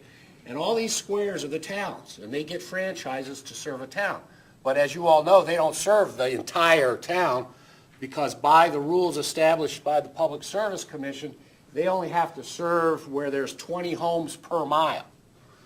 Now the phone companies had to serve everybody with telephone service, right? And you're wondering, well, they built telephone service using RUS loans back in the 40s, 50s. Why not broadband? And again, and here's some backbone providers, a map of backbone providers. You can see some names you might know, and DANK is up in the left-hand corner. The other map I had their name on it, so I apologize to Jim for their name not being on this version. But so the challenge is funding. Why doesn't it work today like it worked before? And it's because of competition. Remember when you used to make a long-distance phone call, it cost you 40, 50 cents a minute? Or when you were going back to college, your parents told you to call home, collect, but ask for Bill Smith, and they would know at least you got home back to college safely, right? And no Bill Smith here, right? And that's so you wouldn't have to pay the $5 for that call, right? Well, why did it cost so much? That money flowed to the rural areas of New York and the rest of the country to build a telephone network. Well, in a competitive market, you can't do that. So those subsidies have evaporated. Businesses used to fund residential rates, right? Businesses pay more than residential. They're right next to each other in some situations in your villages. Well, business competition is greater than residential competition, so those subsidies went away, and it goes on and on. Urban subsidized rural. New York City, it doesn't cost the same to serve somebody as upstate New York. So competition went first to the urban areas. They had to lower their prices. Those subsidies went away, that the money used to flow to rural areas. So those are the challenges of the funding, and I just wanted to give you that background so you understand why it is a challenge for even the private providers now to bring broadband to your areas. Real quick, we've talked about a lot of funding. I won't get into it. There is a federal universal service fund on your phone bill. You pay about 15% per month on your phone bill. That goes to the federal fund. And here's the makeup of that fund for 2012. A total fund of $8.7 billion in the country. I show you the breakdown of what went where. High cost support. High cost support is monies that go to some of the small rural carriers to help support their costs. Some of that money also goes to the large carriers. New York, the large carriers don't get as much as some of the large carriers in the very rural states, Kansas, Texas, Oklahoma, things like that. New York got $42 million of that last year. Lifeline, that's low-income support for mobile telephones, $2.2 billion, $143 million came to New York. Rural health care, you see the numbers there. Schools and libraries, again, that's the program to support schools and libraries. $2.2 billion, of which $118 million came to New York, for a total of $303 million, which is about 3.5% of the total fund. New York is about almost 7% of the population of the country. So New York is a net outpayer in this fund. New York collects more money in this fund, sends it to the feds, and then the feds distribute it, and we get about half of what is collected from New York. We have some other programs. I won't get into those right now. We mentioned, I don't know if anybody mentioned the Connect America Fund. The FCC, in recognizing that we're moving to a broadband world, said, let's restructure this high-cost fund to be more broadband-centric instead of telephone-centric, because broadband is the future. So they established a Connect America Fund, and that fund right now is for only the largest carriers, what we call price cap carriers, Verizon, Frontier, Windstream, and some other carriers across the rest of the country. They offered under round one $775 per unserved location, and then some other commitments had to be made. Frontier took some of that funding, Windstream took some of that funding, and Frontier's even doing some projects up in the North Country with some of that money. Verizon did not take any of the money that they could under that program. We went into the second round of that phase one, where instead of $775, it was based on some models that developed a cost to serve those areas. Some very complex models developed by the federal government that this time worked, or industry people would say they don't, but I'm trying to make a joke there. But and again, Frontier took some money, Windstream took some money, Verizon did not. So now we're going into the next phase of this Connect America Fund for the large carriers, $1.8 billion per year for 5 years, of which $50 million for New York. Now what they're going to do is they're going to get to what's called a reverse auction. If none of those carriers take that money to serve an unserved area, they will auction off that area to be served.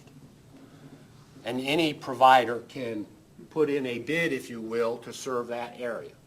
So let's imagine that, for example, Verizon decides not to bid on any of its areas where it currently serves as the telephone provider. Any other provider could bid to serve that area, and of course, whoever bids the lowest amount can get the federal funding to provide service to that area. So there may be some opportunities there coming down the road that may be helpful in this whole discussion. If you live in a town, an unserved town or village, and the incumbent local exchange carrier doesn't want to take that money, then somebody else can bid for that territory. They're also working right now on a CAF program for the smaller companies that I mentioned, the Nickelvilles of the world, Newports, et cetera. And that's all I have, so thank you. Any questions for Bob? Sir, thank you very much. Oh.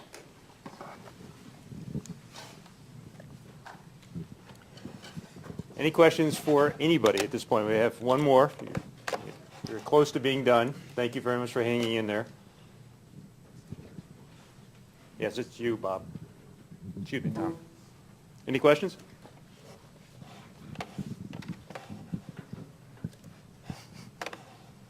Do my soft shoe routine. Let me think. All set, Kendra? Yes. Excellent. We had talked before about the overall 4 phases. Put a business plan in place, figure out what's it going to cost, who's your opportunity, then go ask for some, look for some funding. Then we didn't talk about the build side, but now the key question is, okay, you've got access. I think around the United States, it's what, 65% of the people with access actually adopt it and use it. In the Adirondacks, the number is about 35%. It's a major challenge. And what Tom's going to talk about here is a program that is down in New York City, and the question is, to what extent can we steal shamelessly and apply some of the thinking and some of their approaches here in the North Country? So now the assumption you've got to make is that you've got access, and we're focused on the senior adults. Unfortunately, I'm now one of those. And how do you get us to use the internet and to hopefully improve quality of life in the process? Tom? All right. Do you want to show that first? Yeah, let's do that. Okay. Let's see if it works. Hang on a second. While you're waiting, I just wanted to announce while Renee from the RUS was speaking, I got an email from the RUS. They just announced the loans, the grants that they're giving out under their broadband loan program that you folks talked about for this year. $40 million, right? So. It'd be even more impressive if we got some. Just before the presentation, we have a couple minutes of extra time, and I wanted to just show a quick video. I'm going to talk a little bit about a center that we built out in New York City, focused on senior citizens and broadband adoption. But this will give you a little bit of a sense of the flavor of what I'm talking about so that you can visualize it better while I'm talking. So let's try that. Let's see if we can get this to run. Well, that's good. I could take the C, which is easier for me than having to the number one. We are determining which would be the most viable route for me to meet my daughter at a hospital uptown. Right now we're here at the Senior Planet Exploration Center, which is the country's first technology-themed community center for older adults. People have been streaming through the doors to take programs on computer basics, iPads, digital photography, anything associated with lifelong learning for older adults.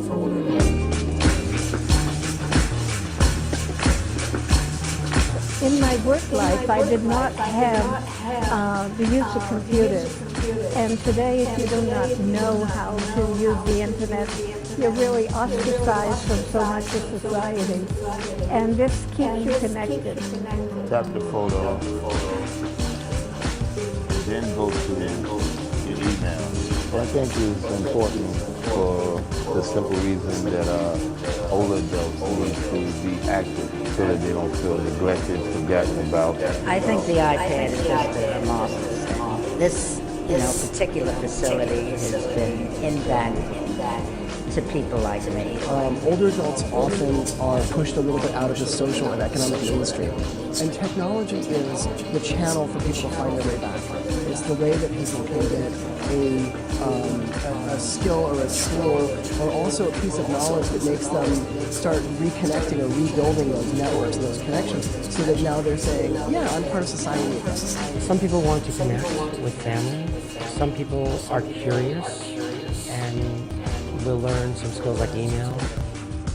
It's a process of discovery in terms of why they come here It is my way of reconnecting with the outside world. And the more I learn, the more I can use other aspects of it.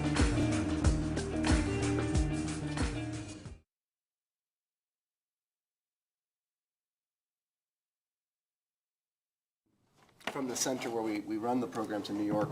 I'm going to talk, yeah, it's going to be, just it's that one, yeah.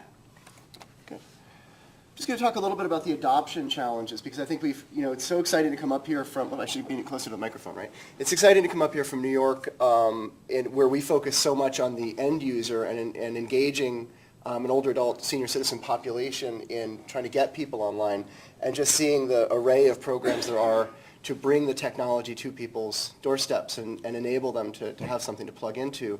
But I think we see ourselves as sort of complementing a lot of these programs. And I want to, this is only really talking about one demographic. There are a lot of different demographics out there that have varying different levels of adoption. Broadband adoption is related to income, to education. It's affected by rural versus urban demographics. But senior citizens are consistently either the last place adopting group or the second to last place adopting group. There, depending on how you're calculating it and where you're examining at what point in time, the numbers are pretty stark. So we talk a little bit about just sort of the reality check in terms of what's going on with people over the age of 60 or 65. People over the age of 65, the most recent statistics are about 53% of them are online.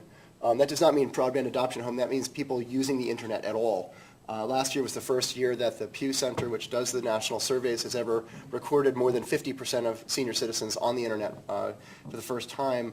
And home broadband adoption, the FCC did a study and found them seniors I guess in this place it was second to last place behind the only group that was adopting at lower rates were people that didn't have a high school diploma. We did a study in New York City at the Housing Authority and found that within the Housing Authority, senior-headed households were 12 times less likely to have broadband at home than the rest of the housing development. So that's sort of controlling a little bit for income. Looking at only low-income populations, you can see the overlap where you have a poverty factor and an aging factor, what that does to adoption. And then it's not just email and internet, but it's really a historical challenge that seniors have adopted a wide array of technologies at a later rate than, or slower rate than the general population. So really what's going on is that as each new device or platform or opportunity, if you want to think of it that way, is introduced into the market, the older population historically has been on the very late portion of the adoption curve. So it's kind of a rolling challenge that we have in terms of how do we create opportunities or programs to address that.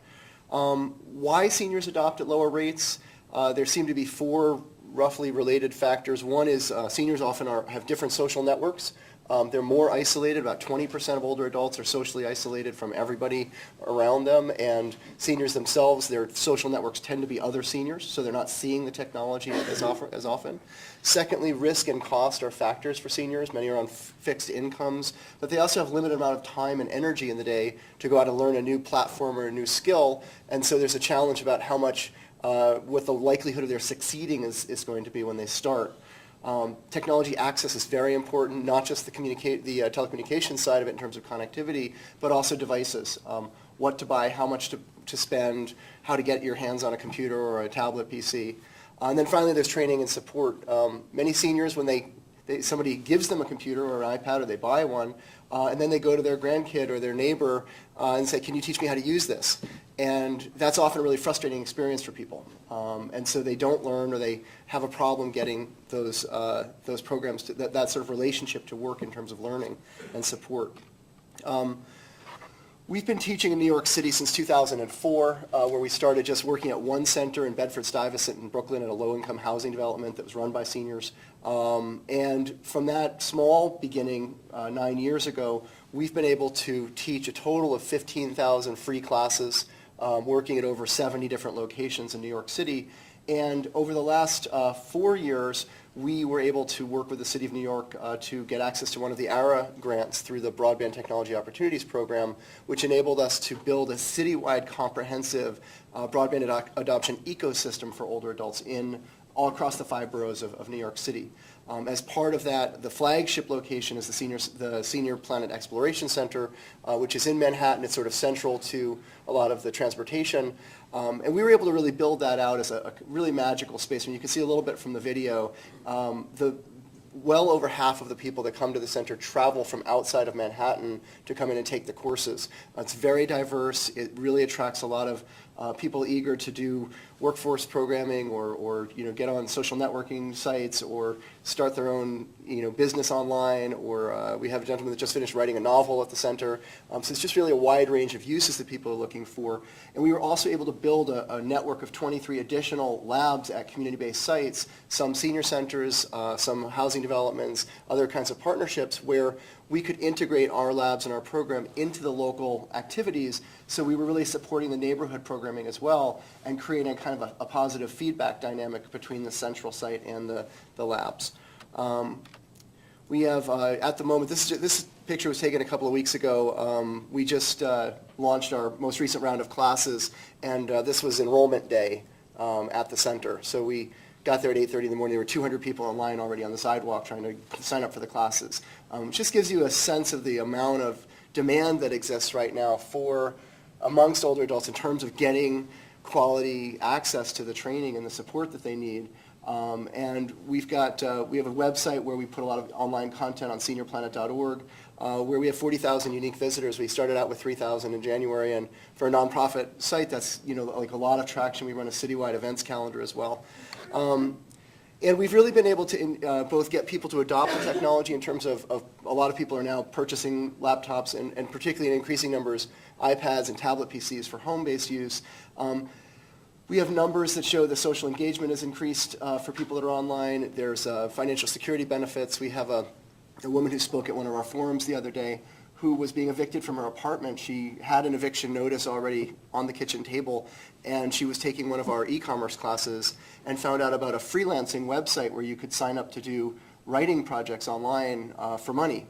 And she started signing up, and that was 3 months ago. Now she's earned $5,000 from her writing projects, has paid her back rent, and has done 33 projects, and she's actually one of the rising stars on that site now.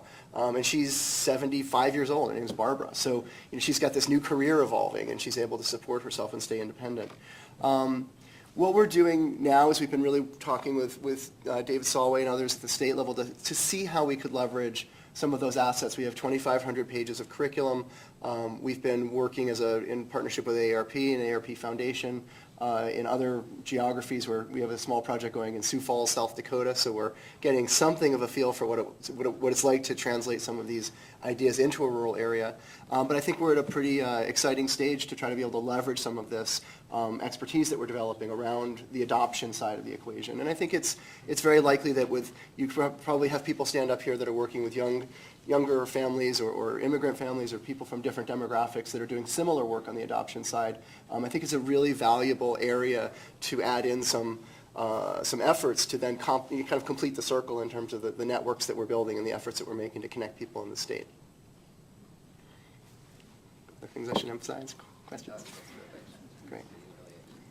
People have any questions about any of this or comments, thoughts? The one that we use for our sort of general purpose website is seniorplanet.org.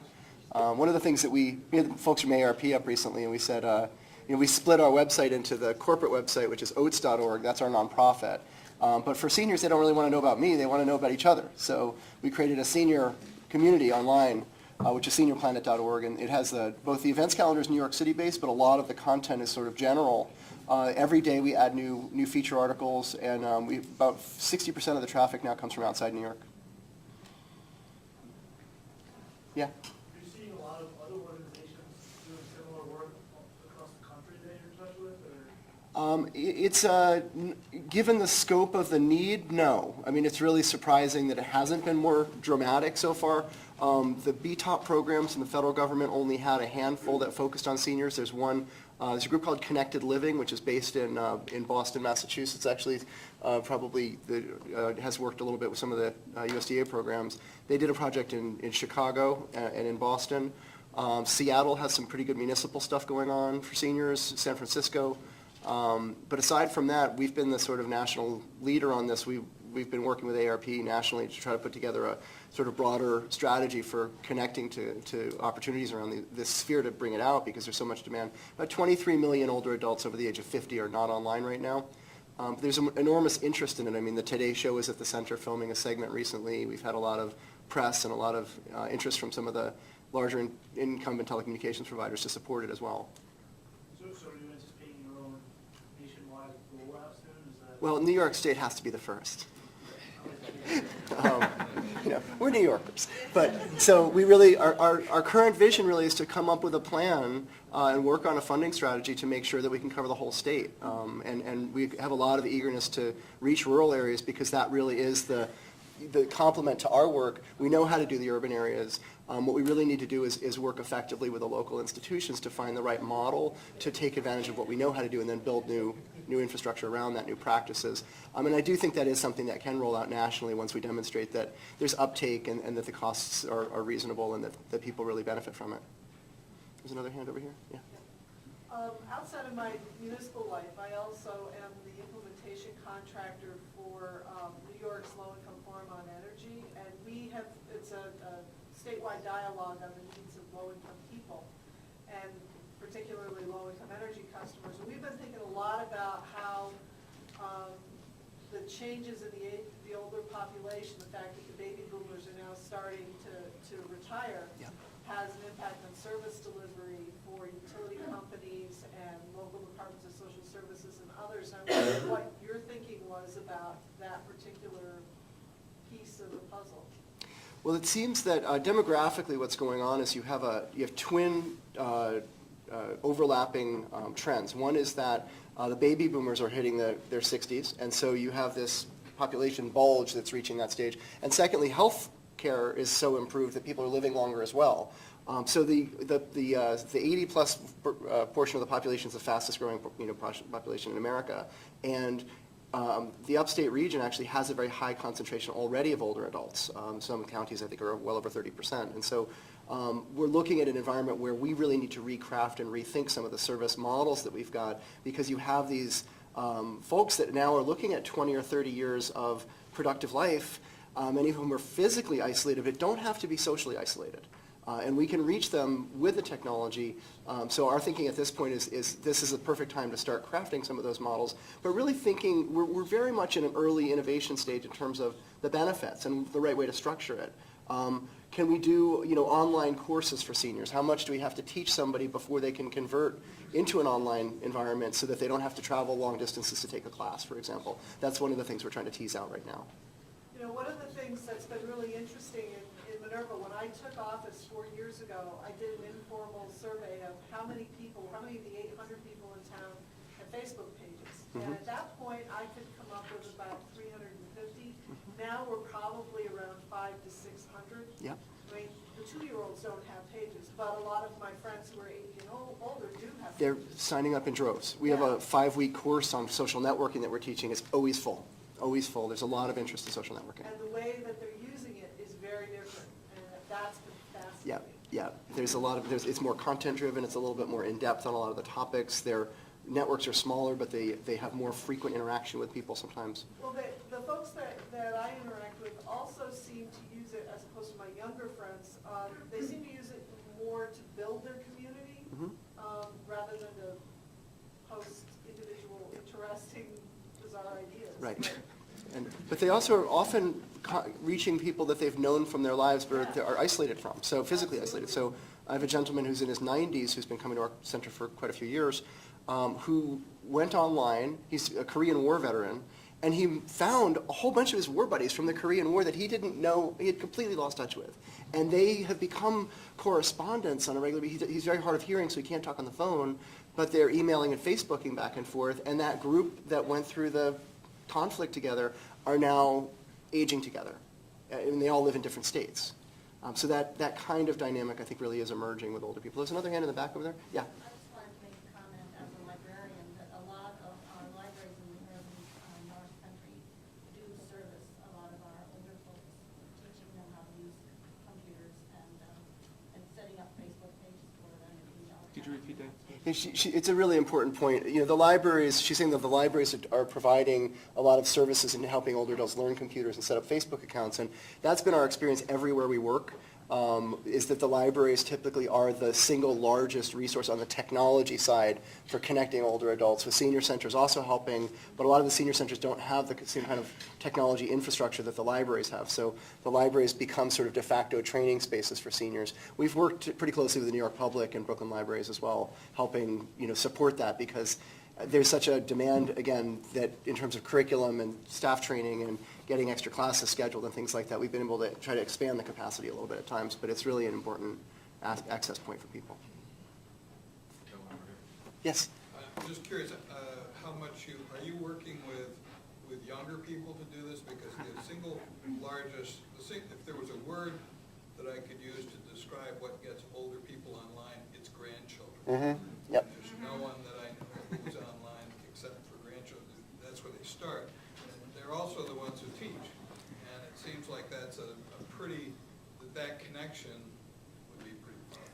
I would say there's two, I agree that grandchildren are one of the two top prospects. The other one for me, by the way, that's coming up a lot is jobs.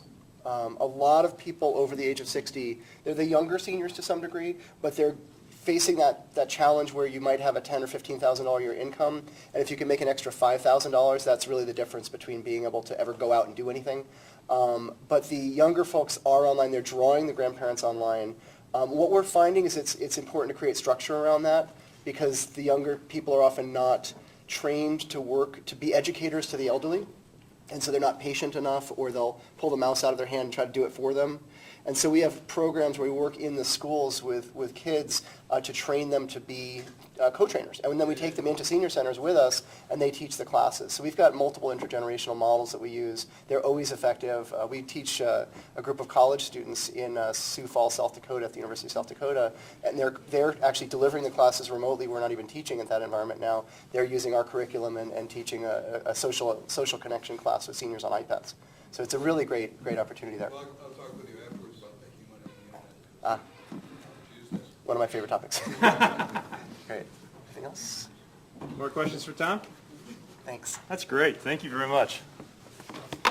Just to pique your interest in that, we were talking with Tom and some other folk earlier before this session, and what got my attention is that back to intergenerational, St. Lawrence students are actually helping do something similar up in St. Lawrence County, and they recently set up a session using the ranger station at Wanakina. Talk about remote. And they've actually been sort of inundated by seniors in the area coming to learn about computers in Wanakina. If they can do it there, they can do it anywhere. That just shows you the kind of demand that's out there. And back to your point about earning a living, if you will, on the internet, you may not have focused on it when I showed the Keene results. Of the permanent residents that responded, 45% today are earning some level of their income using the internet in Keene Valley, which I find is just phenomenal. So, quick wrap up. Bob, thank you very much. Tom, wherever you are out there, thank you. Rob, Renee, Phil, and then Dave, and Dave.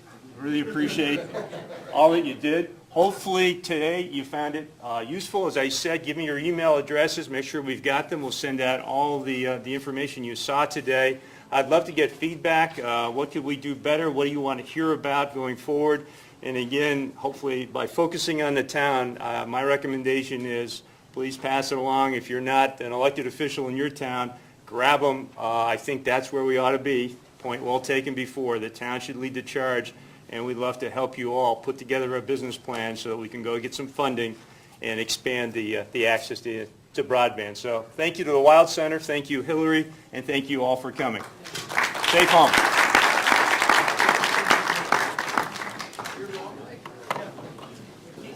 And if you have questions, I'm sure the folk will